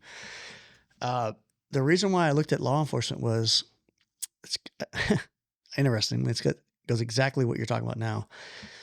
I could get paid to learn and trained to take care of my family. I literally thought about this. Like, I'm going to go in law enforcement. Don't really know how to shoot a gun. Don't really know any tactics, physical tactics. I don't want to fight anybody if it came down to it. Right? You could fight a deer if you needed to, but not very successfully. Not successfully. The deer clearly won, right? Like, I got my ass. Like, I clearly don't know how to fight. So I survived, maybe. But survival. Survive. Yeah. So I looked at that and was like, well, it's going to keep my interest because it's always changing. And it was a challenge. And I still stuck on challenges, right? Like, oh my God, if I could become how hard would that be? So I applied for law enforcement and didn't didn't make it through the interviews the first time. They're like, no, we don't want you. I don't know what happened with APD, but when I got the interviews, he's out. Something didn't fit right. So so just so we clarify here, you interviewed for local city police. That's correct. And you ended up working for. Well, I ended up getting a job at the jail. Okay. Right. And that was a fantastic job. Looking back, it's not what I wanted. Because it was against my thought process was, I need to be outside and be doing things. It'd be different environments. What I've always been used to. How am I going to go and work in the jail and be in a same environment over and over, a controlled environment, really? But that's like a starter platform. Some people may not know. If you want to be law enforcement, that's kind of a step in the right direction. I didn't understand, but it's a great starter platform. Yeah, sure. Because what I learned through that 18 months I was in the jail was how to use my communication tool, my words, body language to treat people fairly. That's the number one tool we have out there dealing with people in our society, good, bad, or indifferent. That is a great tool to have. So, but what happened was going through that journey, I learned the ability to take care of my team. So if I need to, if the word go dark and I need to, I can probably take care of my team, whether it be protect them, whether it be survival. How do we survive these days without anybody taking care of us, right? Without relying on any other resource. I can't go to the grocery store. I can't do this. What do we do? So exactly that happened. And that another thing happened that was unplanned. So yes, I learned how to fight physical tactics. Hell, when I went to law enforcement academy, I'm going to bring this up too, because you talked about when it does go dark, we get the best plan ever. But human beings, when we add stress, we suck. Okay, if we get decreased stress. So when I'm at the law enforcement academy, is 17 weeks away, which is the best thing for my fence business ever, I learned how to shoot. I became top shot in that class of 230 kids, or students. I'm sorry, they weren't kids, students. And what does that mean? That means that in a controlled environment, I tested better than anybody else to put bullets on target in the time frame they need to put them on, in the methods that I needed to deliver them. Boom, done. But the moment I get out there in the real world, this has happened, and bullets are flying at me, and I have to engage. I'm lucky to hit a damn house. Why does that happen? Why does this happen? It's stress. When the human body becomes stressed, it happens with performances, sports, everything. When we become stressed, shit goes south, and you're going to fall back to the lowest common denominator, right? So train, where the comfortability is just that movement. Boom, I can execute. But if things were to go south, you can have the best laid plan. But if you can't keep your emotions under control and keep that stress level down, it's not going to work. It's going to fall apart. And the same thing in business. We done the simplest thing on how to build a fence. If we can just simplify the process, we decrease stress and we will increase human performance all day long, every day, which is going to increase productivity, efficiencies. We all work better under stress. There's some anomalies. There's some freaks out there that perform better under stress, or they say they do, or people say they do, but I think they've probably trained in some way that they're not stressed like I would be. They've changed their ability to get stressed. What I'm looking at, that must be stressful. No, to him, he's comfortable. Yeah. So go back to the principle is when he does become stressed, put him in a ballet. He's probably stressed to the gills. He can't do it, right? But this guy can tactically, go through a whole building and clear the whole thing, and he's a monster at that. Right. But take him on that environment that he is trained on. Every human being has a level of stress that starts to decrease functions. Okay. So going into law enforcement, yes, that helped tremendously in recognizing if I can just decrease stress or whatever situation I'm in, the outcome will be better. Never going to be perfect. Okay. But better. If we can just, in business included, become stressful, there's not enough work, can't make payroll. The last thing to do is go pour me and freak out and be negative and stress. Focus on what you can handle. Focus on what you can make an impact on. Right. So the law enforcement career helped me with insurance and took care of that. But 17 weeks away from my business was what made the difference. So I never made money. I was constantly losing money. But when I had to pull away from the business for 17 weeks, this is what happened. You get out of your own way. Most entrepreneurs, most business owners are in their way. So they're the craftsman, they're the artist, they're the technician, they're the guy that knows how to do everything. And they're trying to hire someone to do all these things when the reality of it, if you just get the hell out of the way, if you can get people to do 70% of what you can do and you get a team of them doing that, all of them collectively will outperform what your ability is any day of the week, because you can only aim for 100 to one thing at a time. Sure. Right. So I had to pull myself out. And I remember saying law enforcement's number one and the defense business is number two. If defense business doesn't make it, I'm going all in on law enforcement. And so that meant I had to build defense business to get away from doing all the custom work and all the stuff that fed my ego. Look at this fence we built. Look at how we did that. Now, bread and butter, cookie cutter. This is what you guys are going to sell. This is how you're going to build it. I'm off the grid, right? They nearly doubled revenue and net profits started climbing up. Like, how does it make you feel that you've got 10 years? I must really suck. 11 years at this. And you're like, how's it going, guys? When you talk to them on the weekend, oh, we sold this and got this done. What? All of it? You did how much?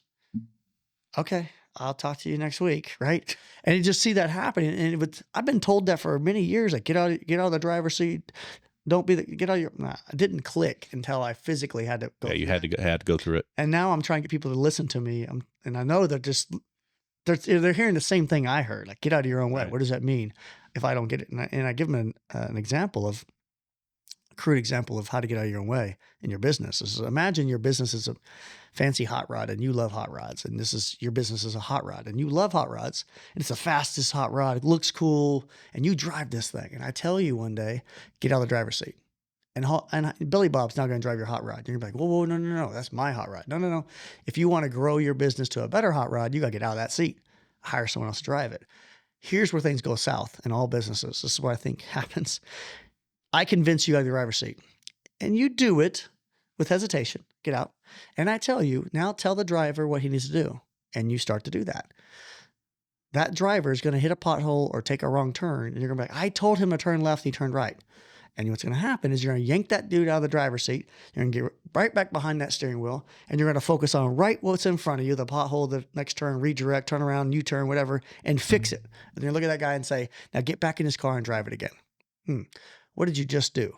What you didn't do, it's not a matter of what you just did, but what you didn't do is most important. What you didn't do is plan ahead in time to prevent the next missed turn or the next anomaly or the next pothole in the ground, ensuring that what's going to happen, boom, oh, get out of the driver's seat again, I'll fix it again. Guess what you didn't do? Plan. So if I can get people to understand the crash is coming, you have to go through the crash. So in other words, if you're going to make this transition, at some point, shit's going to go south. And the last thing you're going to do is go in and fix it. Let the house burn to the ground. Let the car crash. So get into because the moment you fix it, the moment you focus on fixing it, you lose focus on preventing the next one. Firefighters spend more time preventing fires, right? We all have fire alarms in our house and fire extinguishers, right? Because they're planning and preventing and training. We got to do that in our life, our personal life and the business life. And the anomalies are going to happen. The crash is going to happen. But when we lose track of everything else to fix it, then we're no longer planning. And so I tell them to think about a remote control car. You get to tell the car how fast to drive, turn left, turn right, and where you're going. And your Google Maps, and you're looking down, you can see everything. We're going to go 5 blocks, turn right, this speed. But the problem is you're going to tell the car to turn right at this speed. There's a delay. And they're going to say, do what? I told you to turn right. When? Right now. You missed a turn. You didn't plan properly. You have to plan so far ahead that you can execute the decision. They have time to digest the decision, feedback, understand, okay, make the right-hand turn, right? Boom. Now, next. Now you've already got the next execution in place. And pretty soon, you've removed yourself from the equation. You're no longer driving the hot rod. And now you got 4 hot rods out there. You don't need to drive the hot rod anymore. That's what I mean by getting out of the driver's seat. And physically for me, it had to happen. It had to physically happen for Shawn King. I had to go to a law enforcement academy, basically boot camp at 32 or 33 years old. And you were right at the edge of not being able to do it, right? I don't know. I was right 34. There was a cutoff, right? Okay. And you have your bed flipped in the middle of the night, and you go run downstairs because you're supposed to be down there at 5 a.m. in certain attire, and they're like, oh, I told you white socks. Fuck. No, you didn't. You can't argue with them. You go back up and come back down with black socks. I told you white. Oh my God. Back upstairs. They just messing with you, right? Sure, yeah. You're tired and you're trying to train. They're making you uncomfortable. They're trying to stress you out. Right. So that you can start to operate a little bit better with that stress, right? In law enforcement, we got to be able to control ourselves in a stressful environment. And so that's what they were trying to do. Sure. I just took it to the business world as well with me. I remember sitting in the interview when I was able to become a law enforcement officer, like on the road, a sheriff. They were interviewing me, and the sheriff, a big long table of all the executives, very intimidating. And he says, "How are you going to handle being told what to do, owning your own business your entire career up to now?" Right, 32 years old, been owning my own business since I was 20. And he was asking me that question, like, how are you going to handle authority, us telling you what to do? And you're normally the one in charge. And I said, I can't wait for someone to tell me what to do. You tell me what to do, and I'll do exactly that. I'll be the best employee you've ever had. Do exactly that. And was how I operated in law enforcement. There's a reason. There's a group of guys, like you're talking about, communication. They've studied what we should do and when we should do it. Mm-hmm. You just tell me how to execute. You need me to go there and do it? Okay. You need me to evict them? Got it. Done. You need me to go do? Done. You need me to, whatever. Done. I didn't question necessarily. I trusted that they had planned out what needed to be done, go and execute it, right, to a certain extent. So that helped me a lot in understanding being responsible for your job, right? If this is my job, I'm going to execute the best I possibly can. So started becoming more and more driven, like continuously seeing and feedbacking on the growth of myself, like, oh, this is working, right? Keep studying that. Well, I know, I'm going to pull you back just a little bit. So the interesting thing, like when things like this happen with the cell, and so we're on different planes, and I know how your brain operates. I think at some level, we've known each other for a long time. I feel like there's been times where I'm like, you would go real big in your head, and I'm like, Shawn, we gotta do the right here. We gotta do these things right here first, and then you can talk about that next thing. And I love that. So you always need, like, if you can surround yourself with people that have your blind spot and can warn you of things kind of ahead. It's like the Google Map thing, but it's somebody like kind of tapping you on the shoulder at the right time. So I'm not saying that I did you any great favor in that moment. What I'm saying is, for me, most of everything that I always think about on a daily basis with the truth apparatus that I'm trying to assemble, or at least make sure that it gets assembled by the right people and held accountable by the right people, is because I want to focus on the good all the time. I see you as a positive. You're always going to the next thing. You're always thinking kind of more of the best, here's the goal. Anything that happens along the way, you just got to kind of put your boots up a little higher and go through it. And I think if everyone could be trained that way, in the worst case scenarios of things, like if we have a blackout and it lasts for a week or 2 weeks or 3 weeks, and you and I both know society will start collapsing at some level, and even law enforcement who and public health safety people who are trained to help at some level, they're going to take care of their own. That's right. So rails come off. I know you love your family. I know you love those around you, and you're going to make sure first take care of yourself, that those people are, and that, I think, whether a law enforcement officer wants to say that or not, I think a lot of them that I know would admit to that. Mm-hmm. But I don't think people in society really understand that. So I feel like, again, trying to prepare to a point where it's beyond the capacity to make an impact, right? Let's say the wheels or the rails do come off the track, and it's so far south that even doing their law enforcement duties aren't making an impact. You need to go back and take care of yourself, your team, and then the +1, and focus on the core, right? So the law enforcement officer would still be beneficial taking care of their team +1, because that means no one else has to take care of that. Okay, that one's good. Okay, that one's good. Okay, that one's good, right? Whereas the capacity could be completely overwhelmed with, we may not have enough law enforcement and officials to handle a complete chaos like that, right? We're going to have to go back to, you're going to take care of yourself for a little while. You're going to be a big boy, okay? Take care of your team, +1, just focus on that. And I would say that would be my focus, would be myself, my team, and then that +1. Well, who else am I going to help? And then that's it. And if you can do that, you can do that. We'll make through this. And there'll be some people driven to take advantage of the situation, and it is what it is. It is what that's a big IIWII there. That's a big open caveat of, what happens in it. So I don't want anything ever bad to happen. But again, something happens this morning, and with things how they're going on in the world. I know a lot of people are anxious and afraid and really thinking about things, like whenever things are a little darker than they used to be, and you hear this thing that happens, then you're like, oh shit, okay, what if something really does happen? What I will say and what I know for a fact is we get gaslit all the time, and we're having our fears played upon us. And we talked about, why did AT&T go down this morning? Was it a hack? Was it nefarious? Well, I mean, it wasn't planned and it wasn't good. Right. And so, playing that out to some level, not to be dark, not to focus on it, not to get mired in it. But, the reality of it is you need to have a plan, and people need to have the conversation to know that if it does happen, what am I going to do with it? And at some level, here's what I'm going to ask. Like, you've worked in an administrative role with an organization that's paid, and your role was to protect society, protect constitutional rights of individuals, and to protect citizenry, to protect yourself. I mean, you've got the thing that you swore to, right? And so, what could we do better?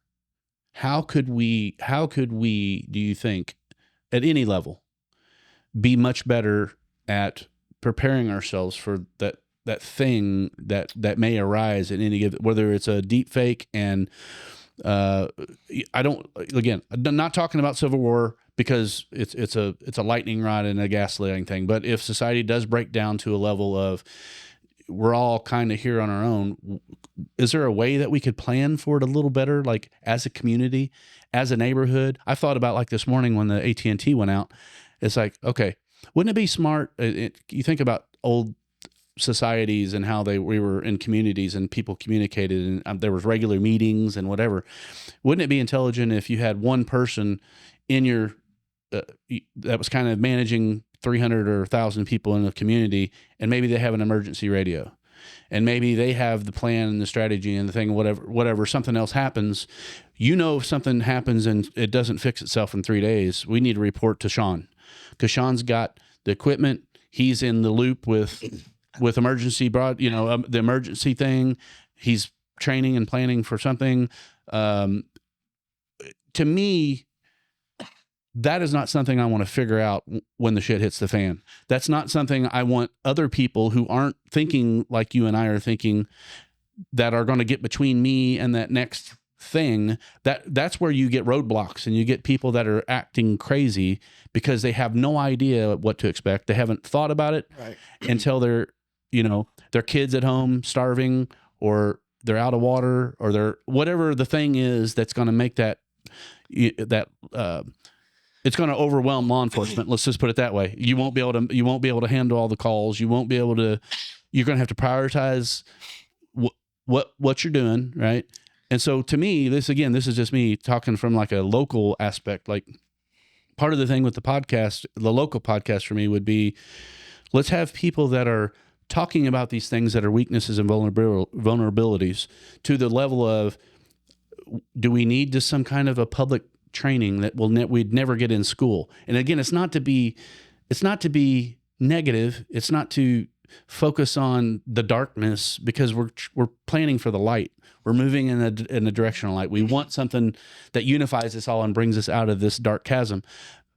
But there's so many things now, especially with technology, with AI, we've got a lot of enemies around us that we've got kind of an invasion of migrants, so we don't know where all they're coming from. Something like this happens, we're going back to archaic times, right? Like, in a nutshell, we would. That's for sure. Happen. So the how we survived then was our own barometers, right? Like, there was way back, for any of this was around, we didn't have radios, we didn't have leaders, and we had survival, right? So if you're talking about that kind of an event where it surpasses the sworn officers that are going to do everything they can to help get control, right?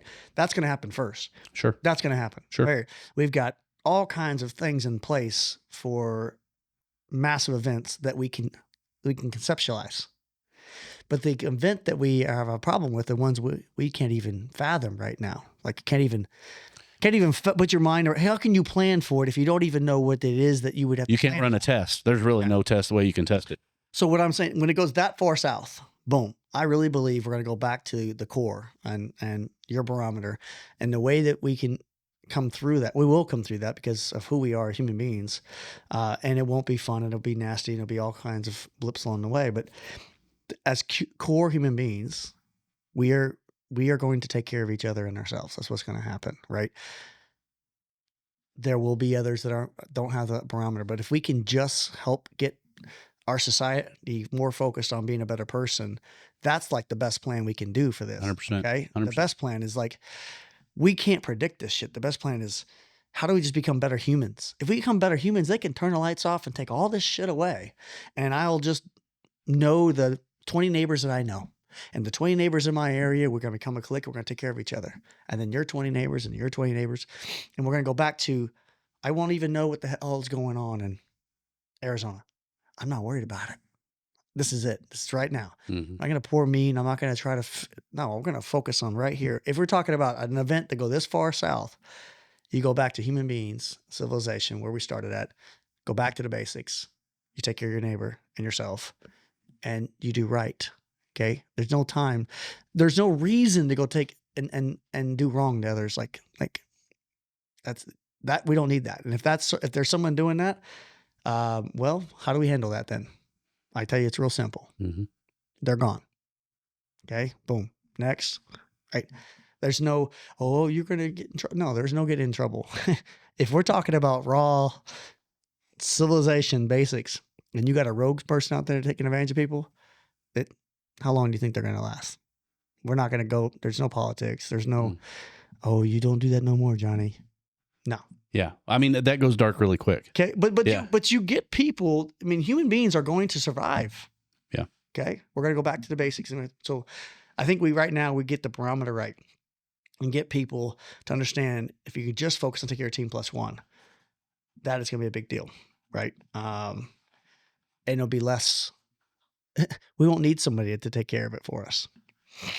Well, I mean, you're right. 100%. Like, so if each individual, if you and I could sneak some messaging into every single household around us and talk about this principle and why it's important. A lot of people that have gone to church all their life or have been in some other kind of organization that has these relationships built up already.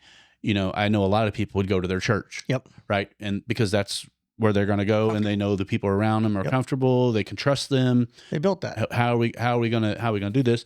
You know, there's a lot of people that aren't that. And I think, but they're not a bad person because they didn't go to that. No. They have their own way of dealing with that. No. You know what I'm saying? Yeah. No, this is nothing about that individual. This is just about that fallback plan and the having not gone through the thought experiment and having not talked about, well, just the what if, just what if, and let's get a high level plan here. Like if we can't communicate and things go at some level, we should all be able to report to something at some level. I mean, the emergency broadcast system, for instance. I don't even know if that would be a thing. Well, I know. So but I mean, so I know that we have emergency management things, but I've never heard or seen any what if kind of talk from them. It's like, there's no what to, like, everybody is going to be afraid when stuff happens unless they at least have some kind of, okay, what if that happens, it's going to suck. Yeah. But I can do these 10 things. And if I'm one of them crazy prepper people, maybe I have these 10 things that I can access at any time. Let's not talk about that though, because that's too political. Right. If you believe that way and you're going to store some things, that's really weird. Don't do that. We've got your back. Well, the reality of it is that's bullshit. No. The grocery stores are done. Yeah. Everybody's fighting for bread and toilet paper, just like it happened during COVID. Yeah. And that was something where we were in control of that. Like, we still had power and we still had all these things. And again, I don't want to spend too much time in the darkness. I love the light and I love your passion and your mission. But for me, there's got to be something else where I feel like we can unify and be less afraid of the boogeyman out there and the things that happen politically out in the world, or the decisions. I feel like there's little bits and pieces where we all need to. We are our own worst enemy and make that shit up. Okay, so Yeah. we hear this and then we take our imagination and then take it to another level. Mm-hmm. Think about it. When this does go this way, and you're cut off. Now you actually don't have the negative influence because there's no communication. Mm-hmm. Okay, so your imagination is going to be with what you see, and that is real. What you are dealing with right then and there. Like when you're in the woods and a deer is looking at you in the eyeballs, right? True story. I mean, but yes, but so we got to think like when it goes that far, that direction, you've actually eliminated the problem we're talking about. The problem we're talking about is we're being manipulated into believing this, and then our minds and imagination go to this, and how do we prevent that? Mm-hmm. When all that goes away, it's actually going to be a leveler. Like, oh, okay, wait. Now, not that it's great. All of a sudden, we lost everything. We're back to primal times, but at least we're not having the negative in our. We don't have the news media. We don't have the crap that's influencing your decisions. You have truth right in front of you. I need to eat. There's fish. I can just learn how to do this. I learn how to do that. Whatever. They got cattle. Like, you go back and figure out without the outside influence. If you're talking that far. Now, the bad part is prior to that happening, when the lights are dark and there's still enough communication to be somebody to run a biased opinion and pushing it on people that may or may not be truthful, and you don't have a way to vet that. Like that could be the darkest part. Not when it goes completely south, but prior to that, if it doesn't completely cut us off, then you're going to have influence you can't even really vet or test. Let's say whether it be a power outage or cell phone outage, and you get a little bit of communication, but you can't really trust that communication. Could be influencing your decisions, and it could be completely inaccurate. Right. Could be worse. Could absolutely be worse. So, right. It's almost like if it goes that far south, I just turn it all off. Poof.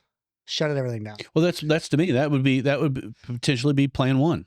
Step one is, again, I've created this plan, and it's 10 steps, and we've talked about it in a podcast or in the news, and this is the team around me. I've organized with whatever, but a lot of people won't even want to hear it. Like, right. That's never going to happen. And you can't force them to think that's going to happen. You can't, but all you got to do really is pay attention to what's going on around you, and just know, you just know that something has happened many times before. We've been extincted many times before. There's been catastrophic earthquakes and all these things, and people survive. And you said it, people survive. Yeah. And you don't live in fear of earthquakes because they happen so irregularly that you forget about it. But or whatever the thing is that happens. Again, so for me, this is just kind of a call to arms. Like if I'm talking to local people, and like, okay, what would we do? Do you know what would happen?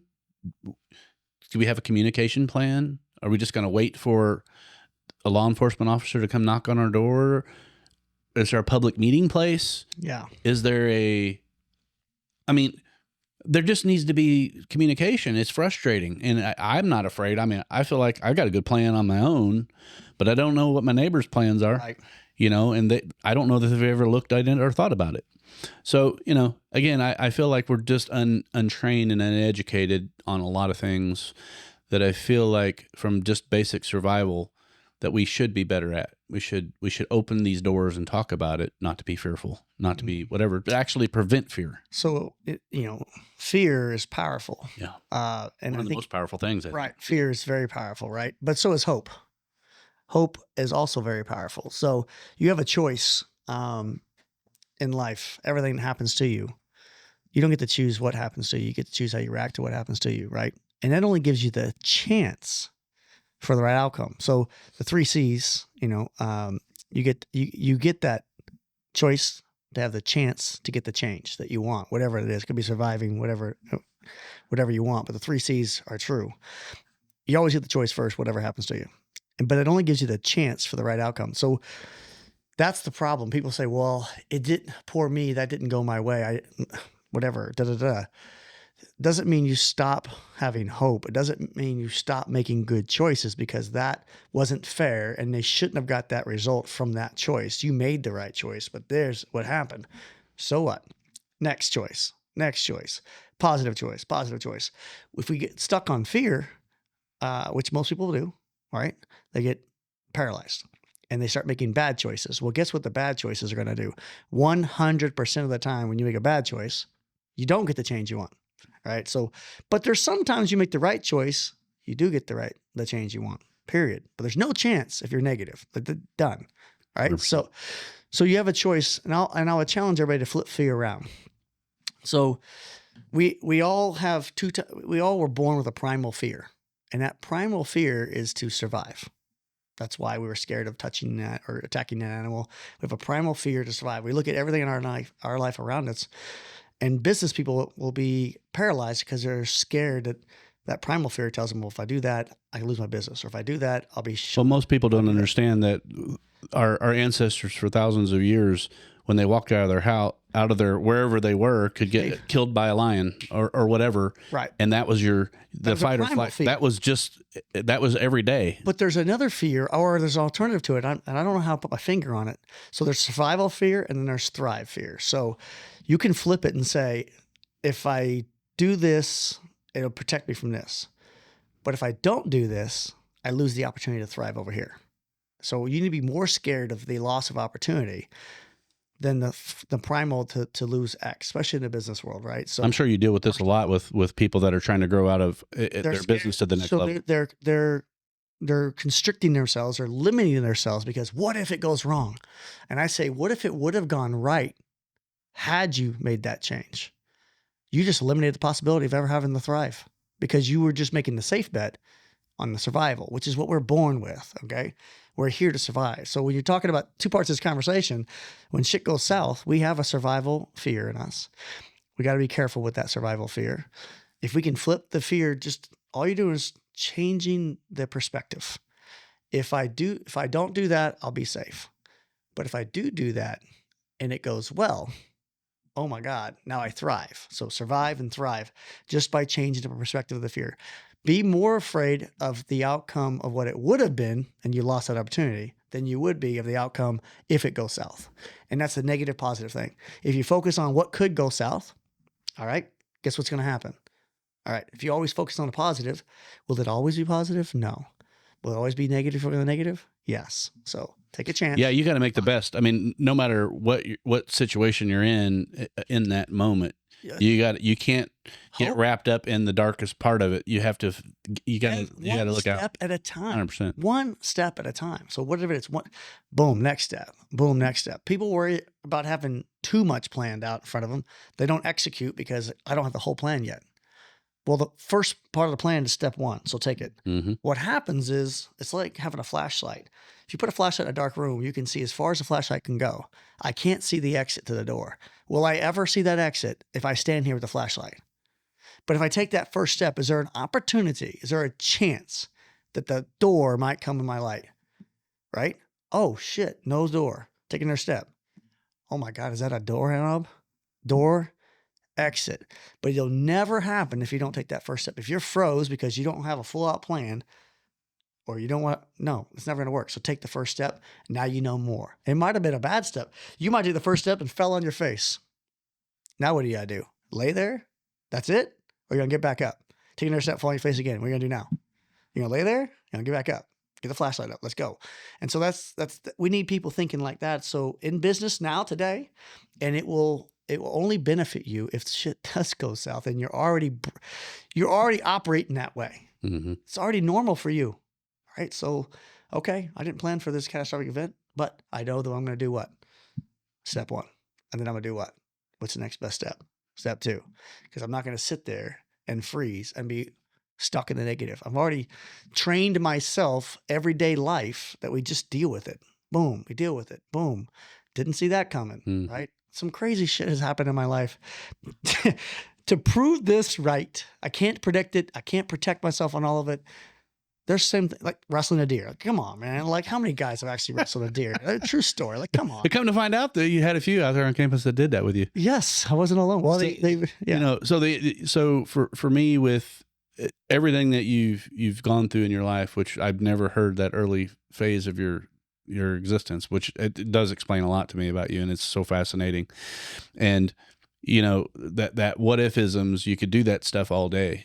I'm intrigued or interested in, so like if for whatever reason the fencing industry changes, and I don't want to cast. Let's just say it goes away. Nobody needs fence anymore. Let's just not cast. I don't think we need a lot more fence. If you want to ask me, everybody, we need a big fence. We need lots of fences. Well, we often tell everybody that the fence industry is the first line of defense. Yeah. In our society. Very true. Military bases go in. What goes in first?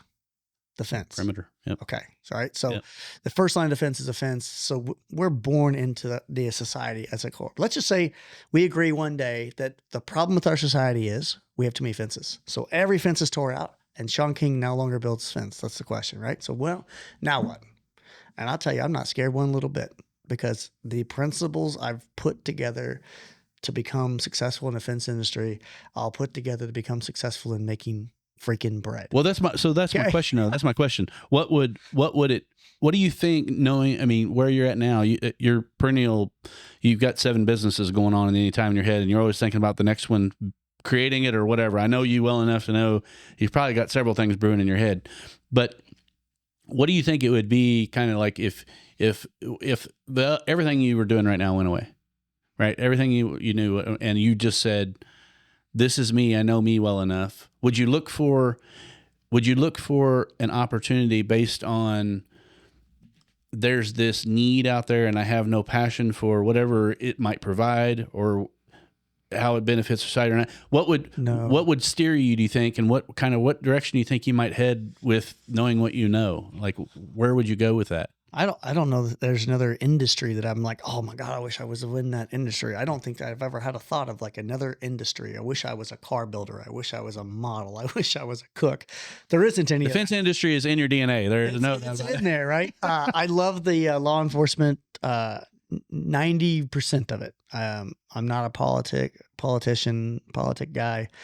That was the part that didn't sit well with me. Mm. And then it's a grind in law enforcement. You do some things over and over and over, and it becomes like it's tough for a human being to see that same person do the same thing over and over. Yeah. You just want to beat him over the head, like, and you can't evolve out of that. It's going to happen again. Yeah, it's going to happen. Like again. You're calling me because you left your car unlocked again, and the kids took things out of it.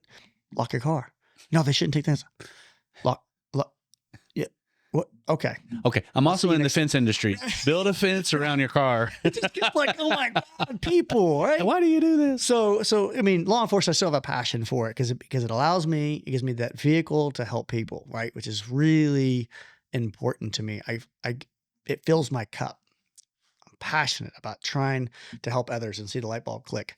But I've never really thought like early days, computer information systems. That's what I had a scholarship to AU or Arizona University. And no, it was NAU in Flagstaff. And Northern Arizona University. And I did not take it. But then I was all infatuated on robotics and computer information systems, which is all like history now. Thank God I didn't do that because AI has squashed that. Right? Well, you'd have been on the front edge of the conversation, like, Somebody know more, but that was what I was driven on.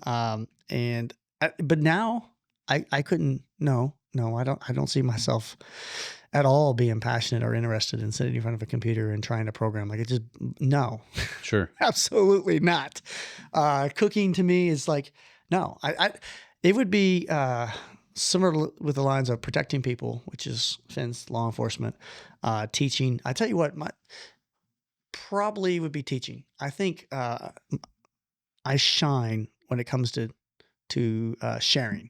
I hate the word teaching, actually. I dislike the word teaching. I'm working on getting away from calling my classes, or traveling and teaching, more sharing, because I learn just as much when I go and share with somebody tips, tricks, ideas, how to do this, and then I get a golden nugget from them. So the best way to learn is to prepare yourself to teach other people, right? I mean, that is the journey. We teach that we do live by that in our academy. So people that are coming to the academy, we teach or share all of the ways we learned how to run business. Then they practice that. And then the third part of the journey is they have to become instructors and reteach it. I learned this in law enforcement. When I went through the academy, all that information was given to me. When I went out to the road, I was scared to death because I was like, wait, what's the law in this? What can I do here? What's the protocol? It was daunting, and it took me years to get comfortable with it. But even then, I never got as comfortable as I did when I became an FTO, when I had to teach the new recruits. Now I'm in a squad car doing things that I'm like not even nervous, not sweating it, blah, blah, blah, blah. An FTO is field training officer or something like that. Okay. So prior to that, I'd be freaked out at some of these calls, right? And now I'm cool as a cucumber, like, I know exactly how we're going to handle this, boom, Right. boom, because I was instructing it. You had to learn it to a whole different level, right? So you got exposure, learn, and then when you got to teach or share it, it's a whole nother level, right? Well, it goes back to that principle that what you were talking about with teaching about the person who's taking over driving your hot rod, Yeah. or driving down the road. I mean, you gotta unwind. That's right. You have to go backwards and build Get steps. out, right? Yeah, get out of it. Seat. And then, so as a coach or a mentor or a teacher, we want to classify it as, you have to know it so well inside and out, backwards, frontwards, and left and right, that somebody can say, I don't understand it from this perspective. You're like, oh, I know what you're talking about from over here. Oh, I know from over here. Oh, I get it. Let me explain to you this way. Right. I was a coach in CrossFit for 10 years. I remember. Yeah. We knew each other then, right? I remember you were started in 2010, same time as law enforcement. Yeah. I had to get fit. I Okay. Prior to that, no physical tactics, no fitness training once I left high school, right? So, but I took that to the next level, and my passion was instructing those classes and communicating with, no, pop your hips, no, shoulders back, no, shins forward, all these ways of working out that were better movements, right? But out of the cues on how to tell them, like, no, use a belt buckle and break the window. Like, what does that mean? They knew what that meant because I put it in a perspective. You're a hacker. You're a life hacker, a body hacker, all these things. So right? I think my passion would go back to, you say, what's your core passion? It's not necessarily fence industry. It's not necessarily law enforcement. When I was in law enforcement, I didn't want to leave FTO. I never applied to be a sergeant. I never applied to be a detective. I never applied to do any specialty except for FTO. And that's because I'm learning. My passion is sharing and educating and learning. Right? Well, I mean, it's really clear you're good at communication. So, at the base level of talking through things and communicating, you have a very good way of breaking things down and sharing them, right? And so, like, I feel, and you don't need more projects, but you're kind of doing on your videos that you shoot for your guys and the live stuff that you do. Mm-hmm. I mean, you're basically kind of doing a podcast a little bit. Mm-hmm. I feel like you probably could get a little more organized, and I don't know anything about what you're doing with business. So I have a podcast. Scratch out Mr. Fence. I'm not talking about Mr. Fence. I'm not scratch out the Mr. Fence piece of it. I'm just talking about from a larger, educate, fulfilling that niche. I mean, you've got that ability, and I feel like sharing even the stories that you did are inspiring. And then, if that scratches your itch, it's like, okay, how can I take this and help people with the next thing? Like me, that's what I'm trying to do with this podcast. I want to have conversations with people that interest me. I feel like we need positive changes in society, and I'm just looking to connect dots to build things and to create paths that help us be more organized. Like I said, listening to the Rogans and all these people on podcasts is great. And I love all the messages, most of the messages, but it's overwhelming. Mm-hmm. And most people don't have the time to listen to all of it. They don't have the time to connect the dots and to create the plan or to follow it through and to track it. And that's something for me that I felt like just would be super beneficial to society. Like if you have 10 people that are out there working on things that you're super passionate about, but you don't have the time because you're too busy building the next best fence on the planet, but you still are interested, intrigued enough you want a little snippet update of what that is or where it's going. And, maybe you want to give some money to this particular thing because you're that passionate about it and that's where you're going with it. So for me, I think it's a natural evolution of society to bring back people just having conversations like this, Yes. you know, and then uniting more people around just the concept of why it's important. And These conversations used to just happen back in the day. Yeah. Just no headphones, over no. coffee Yeah. at the breakfast, or, Well, and it you know, you could kind of draw a circle around the people in your life that each of those conversations would impact, and how that might expand your sphere a little bit. And your world was so small, but it was big because it was personal, and it was your family, and it was you learned this new thing because it helped you do this next thing in parenting or whatever the thing is. But like now, you just got we've got access to too much everything. It is too much. Yeah. It's too much.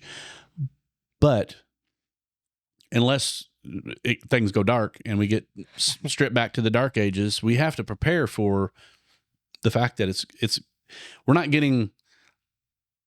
not moving away from AI anytime soon. We're not moving. I've had conversations with people.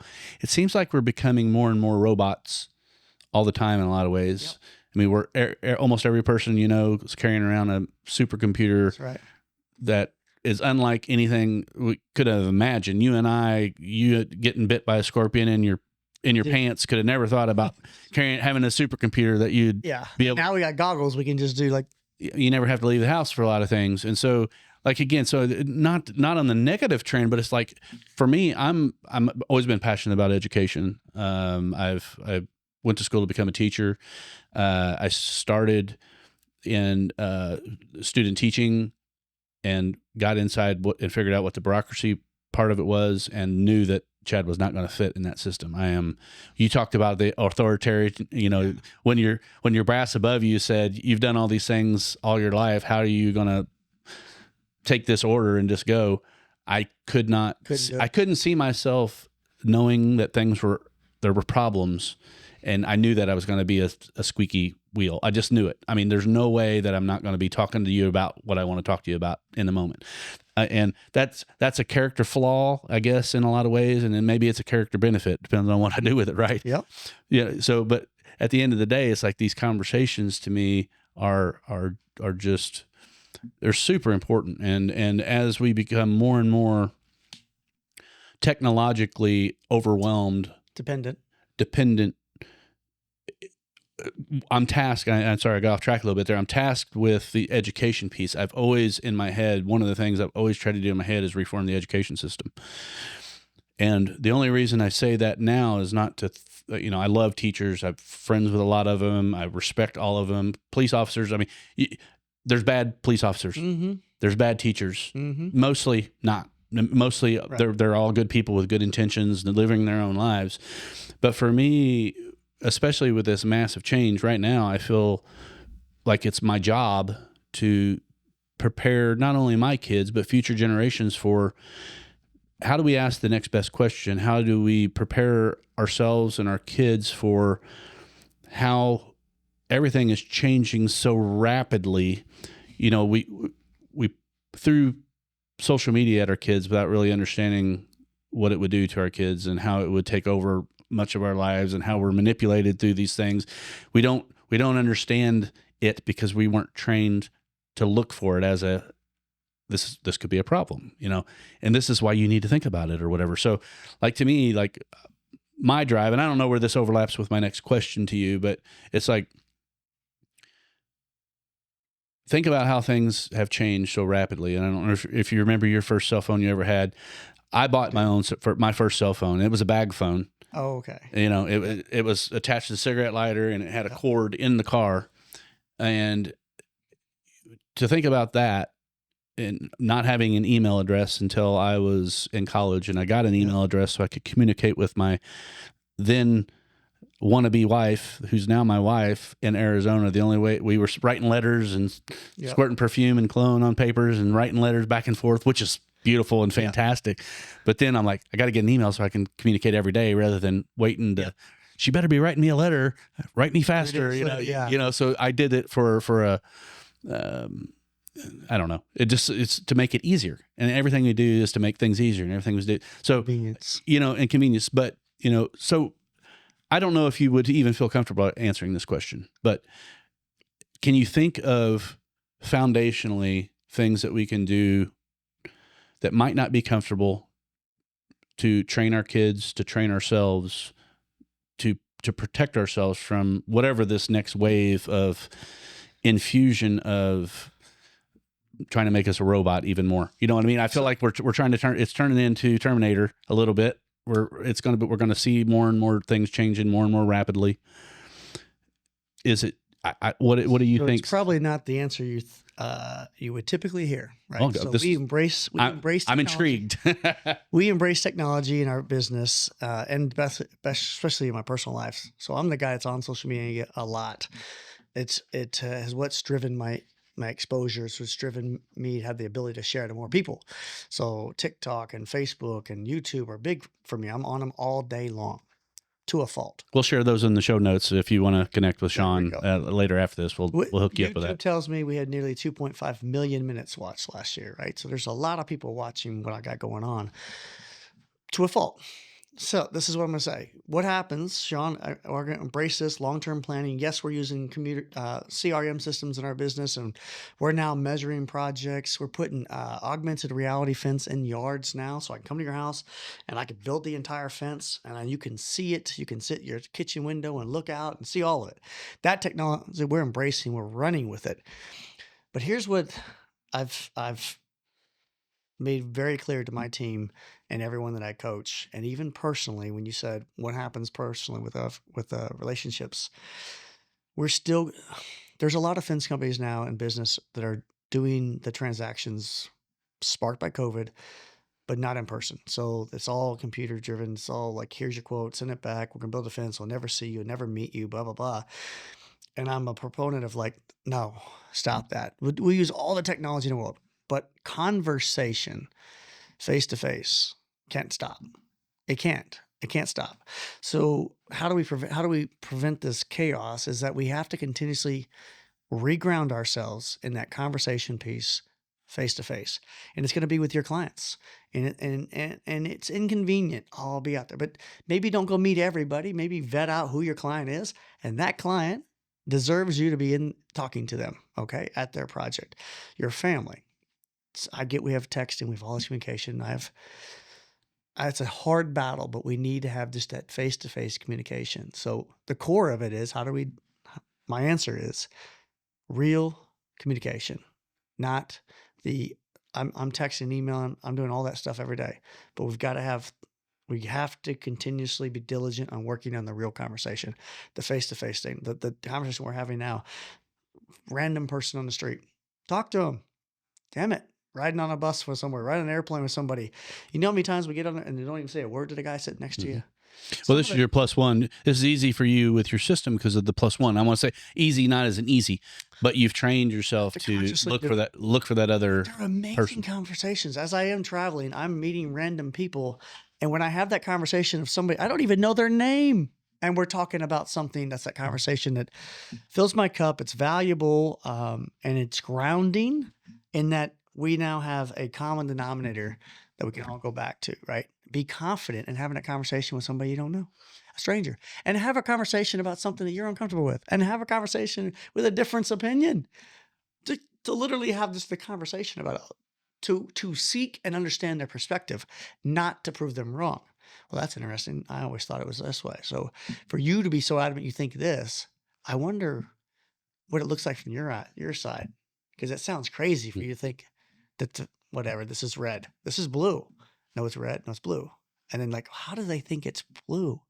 And then I like to ask those questions and figure out. And then eventually you're like, yeah, from that point of view, yeah, I can see that looks like blue, right? But the answer is real communication, period. Yeah, well, I mean, so you've probably, I didn't do it intentionally. I didn't have necessarily questions that I would ask you that I felt were maybe outside of, I don't want to say your comfort zone, but outside of something maybe that you would have thought I would have asked you. I had no idea what you were going to ask me. I know. I walked in this. I have no agenda, no idea what we're going to do. It's real talk. If we started over again, I would probably, I have 100 more questions I could ask you and going in completely different directions. But, you know, it's really interesting because often the way I think, communicating with my family and communicating with my kids and trying to teach them.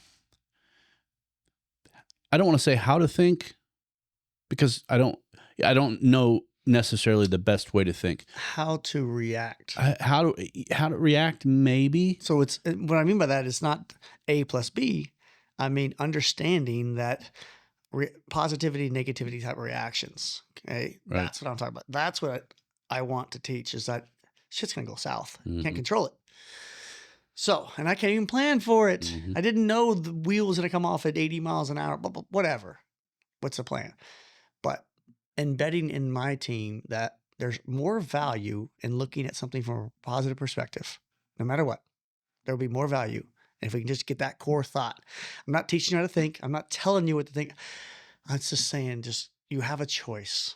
You can look at everything in life as better or worse, good or bad, positive or negative. That is your choice. I don't care what it is, right? I wish I could remember the farmer story where I don't know it by heart, but and I need to learn it, but where he says maybe, right? My donkey died or whatever. He says, oh, it's horrible. He's maybe. And they're like, well, that's awful. Maybe. Oh, we got another one that just showed up today. Well, maybe. Right. And now we don't know until we learn we didn't know. Like, that horse now has a disease that has now infected so you thought it was great that I lost a horse showed up and now they've infected my entire fleet or all my sheep or whatever it is. We don't know what we don't know. So you have a choice to make. Like, look at it from a positive perspective, not from a negative. That's the thing with my family. I don't want to tell them how to think because I want them to be their own, but I do want to influence them. They have a choice to look at it from a positive perspective or a negative perspective. You can thrive or you can survive. You can flip fear on its head and look at it from this direction, or you can have hope. So you're saying there's a chance. They're like, no, 99% probability this is never going to work out. So you're saying there's a 1% chance it's going to work out. Yeah, but 99. I can't control the 99. Guess what I can control? I'm going to go all in on the 1. Well, that's a foolish, or I just foolishly just say, I give up. So hope, flip fear, positive over negative. Yeah. I mean, I think what you're saying is,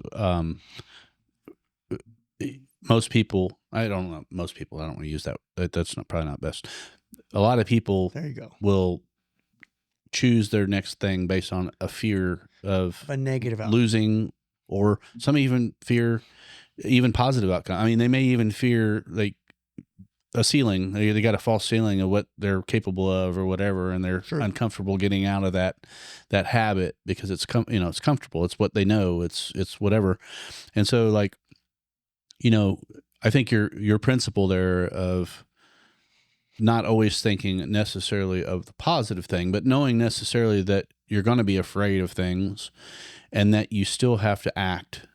And the longer you sit in that fear, the more it's going to build up around you, and the more it's going to be a bigger barrier. It'll get worse. It's worse. Things.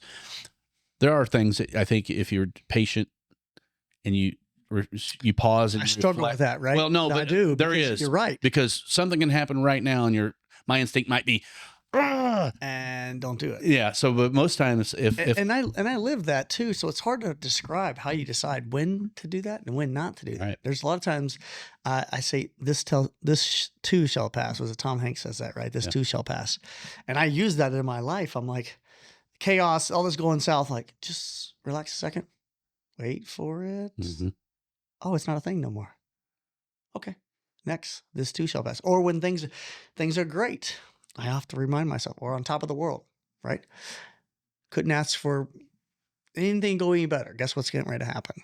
Life is a roller coaster. Yeah, I mean, I try to take myself down. It's coming. I try to take myself into the woods in those trying moments, and oftentimes, like, if you and I had some conflict between us, and you sent a message to me. I mean, we've dealt with this with business and clients and stuff, and they send things, or something happens, and your gut is to say da da da da da da and act this way. Oftentimes, I write, like, I'll draft an email without anybody in the subject line, and I'll say what I have to say.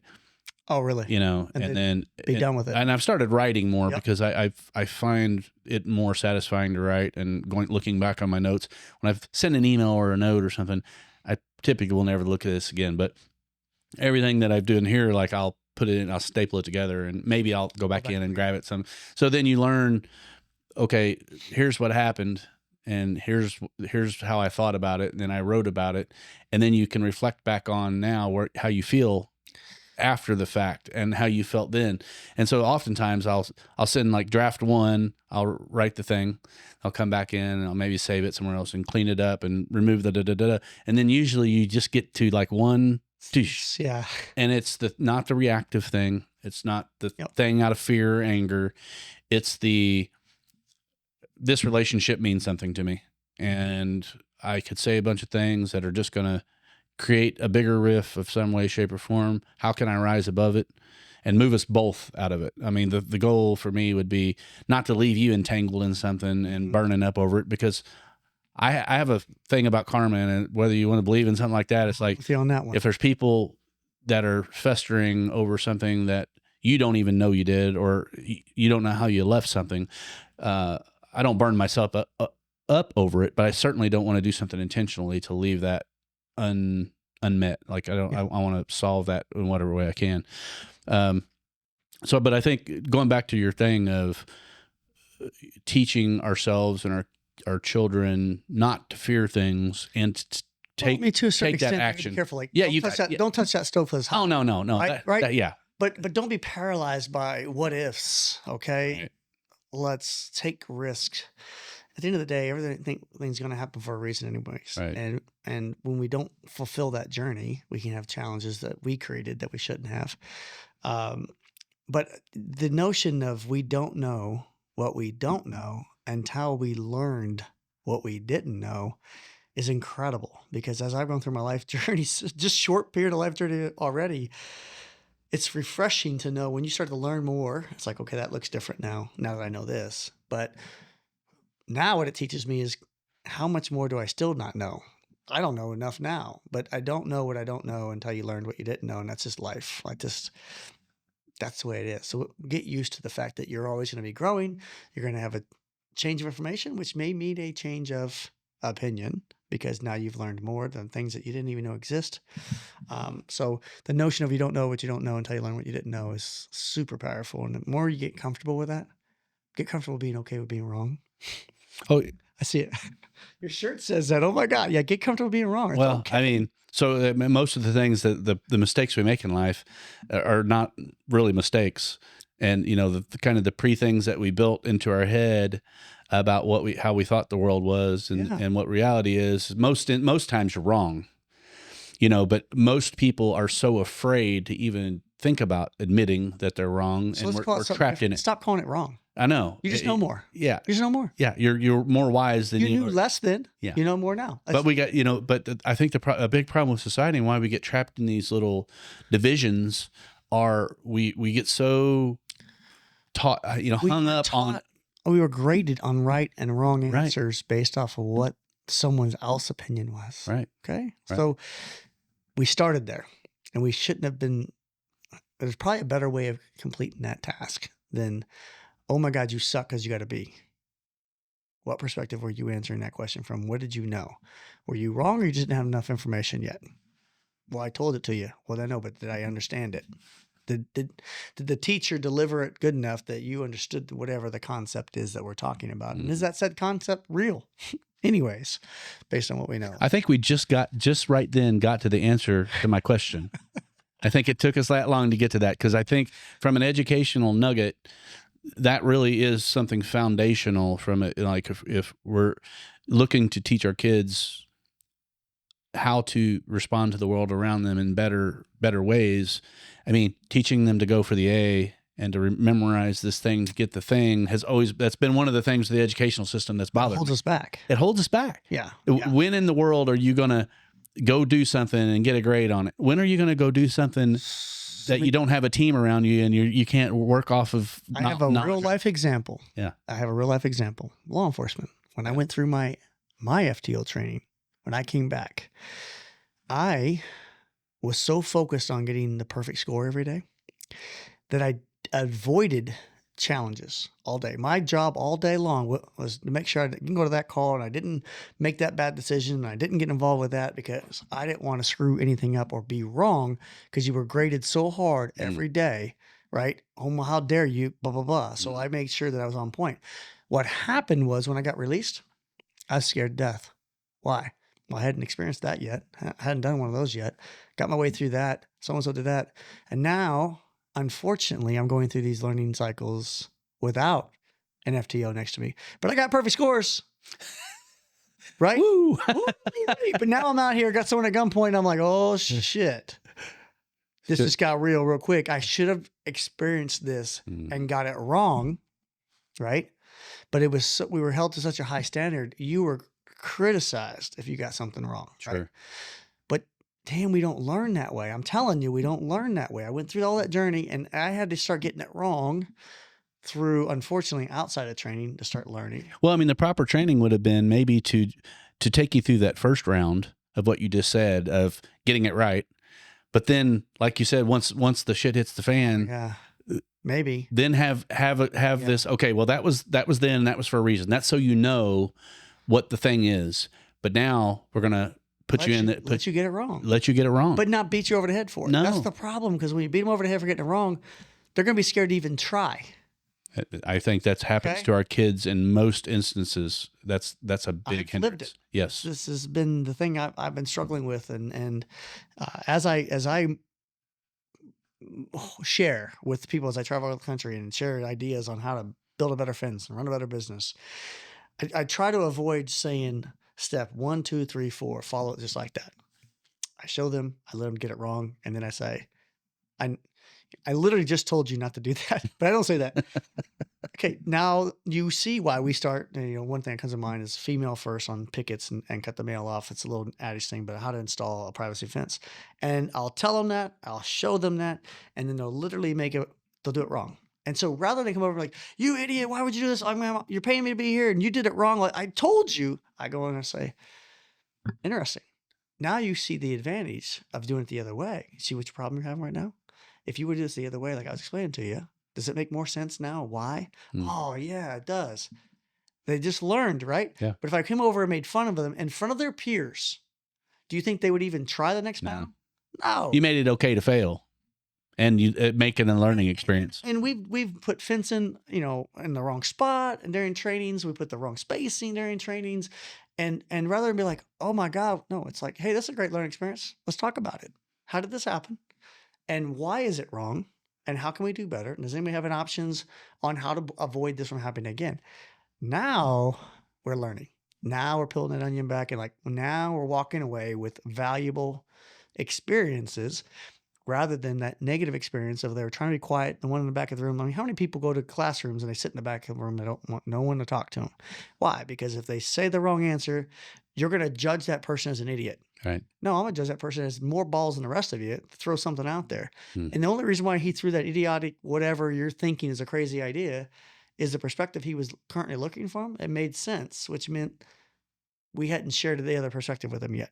So it's not a matter of being an idiot. It's a matter of he hasn't looked up from this view yet or whatever, or experienced that yet, right? Yeah. Cool. Make that mistake. We need to have people more willing to fail. But yet, when you fail, you don't, oh my gosh, one frustration I have is when you make the mistake, stop telling me why I don't normally make this mistake. I never make this mistake. Oh, this is the first thing that happened, or the reason why I did this, or what. Stop all that shit. Stop justifying the mistake. Immediately work on the solution. How do I not make that same mistake again, right? What did I just learn from that? It's frustrating when I listen to grown men try to justify why they made a mistake. You made it because you didn't fully grasp the concept yet. No big deal. You hadn't done it enough times. No big deal. Let's go. We're learning, man. We're learning. Wasting everyone's time. And you as a human being, you're just belittling yourself. Yeah. Stop. Building up barriers and roadblocks in your head. To it. Yep. Oh yeah, fuck that one up. Yep. Fair enough. I'm going to fix the next one. Yeah. But but if you continuously making the same mistake, we have a different conversation. Yeah. Okay, there's a roadblock here, right? Right. And I tell some of the foremans or lead guys will say, I've told Chad how to do that 5 times. Chad's an idiot. He's not doing it right. And my challenge to that leader would be like, Really? You told Chad 5 times? Yes, I did. How did you tell Chad? Well, I told him 1, 2, 3, 4. Cool. Did you write it down for him? No. Did you sing it to him? No. Did you draw it? Did you tell him a different language? Did you use sign language? So you did nothing but do the same thing over and over and over and expect Chad to grasp that. Is that right? Well, yeah. So then it's your fault. Yeah, you committed error. You committed just as many errors as Chad did. It's your fault. It's not Chad's fault. Chad told you he didn't understand the first time when he got it wrong. Yeah. And you told him the same way again the second time? Well, yeah. Yeah. Cool. I think we're all guilty of that with our kids. Like we think they should figure something out, and we tell them that they got it wrong, and we're not willing to really to get involved in understanding why they didn't understand it. You know, I tell you what, man, this has been a fantastic conversation, and I think we both have hard outs here, and it goes by so fast. But if you want to tell maybe people what's the people that might want to reach out to you or touch base, where can they find you? So we have a TikTok channel called The Mr. Fence. We have 3 YouTube channels. One is Mr. Fence Academy, one is Mr. Fence, and one is Mr. Fence Tools, all on YouTube. We have Facebook, Mr. Fence Academy, Mr. Fence. I put a lot of content on those and open discussions. Locally, Evansville, Indiana, we're Mr. Fence. I'm not hard to find on any of those social platforms. And then pretty easy to find on Facebook too. I mean, Shawn, Cervenska's King. Not doing X, not doing the Twitter. So no Twitter, no X, and it's probably because my limited capacity of time. Yeah. Okay. The amount of time I spend on the platforms I'm already on, I look at those. Instagram is another one I'm on barely. But man, you have the capacity to put that much content on multiple platforms becomes, well, it dilutes what I'm doing. If I spend more time putting the content out, then it takes away from creating the content. And then my life journey of learning. I can't just have content on demand. Why do I have that content? Because I just learned this over here. Right. And now I'm redistributing it. So I have to have time for the learn cycle, the experience cycle, the get it wrong cycle, the sharing cycle, and then deliver the content, right? So I think we do plenty on the YouTube and the TikTok. That's mainly where we live at. We got a website, MrFenceAcademy.com, MrFence.com, MrFenceTools.com. So those are our 3 primary companies that we operate through, and there are a lot of overlap, a lot of synergy between them. But if you're in Evansville, Indiana, and you want to have a conversation, I'm not hard to find. You can message me on Facebook. I'll respond to that pretty well. I say you're probably one of the busiest people that I know, and the fact that you say I'm not easy to find or I'm not hard to find, and I'll make myself available. It's true story. It's astounding to me. And quite honestly, I was trying to push this podcast to a certain level because I'd never seen you sit in one spot for this long. Yeah. And I just want to thank you for carving out the time this morning to talk about. This fills my cup as well, right? Yeah. This is all part of that journey. Somebody's going to listen to this. They might take something away that might help them, might not. I learned through this journey, this conversation. I'm going to walk away thinking about things a little bit more in depth. So it's a win-win-win. So sign me up for it. I'll make all the time I can possibly make available. But I mean, it's convenient. You are my favorite place to hang out and have lunch and drinks at, right? Here at the Country Club. I think we need to go make that happen. Yeah, I do have an appointment. It's true. We do need to make that happen. So let's call it. This is a great opportunity, and I appreciate it. All right, man. I appreciate you. See you next time. See you, bud. Take care, everyone.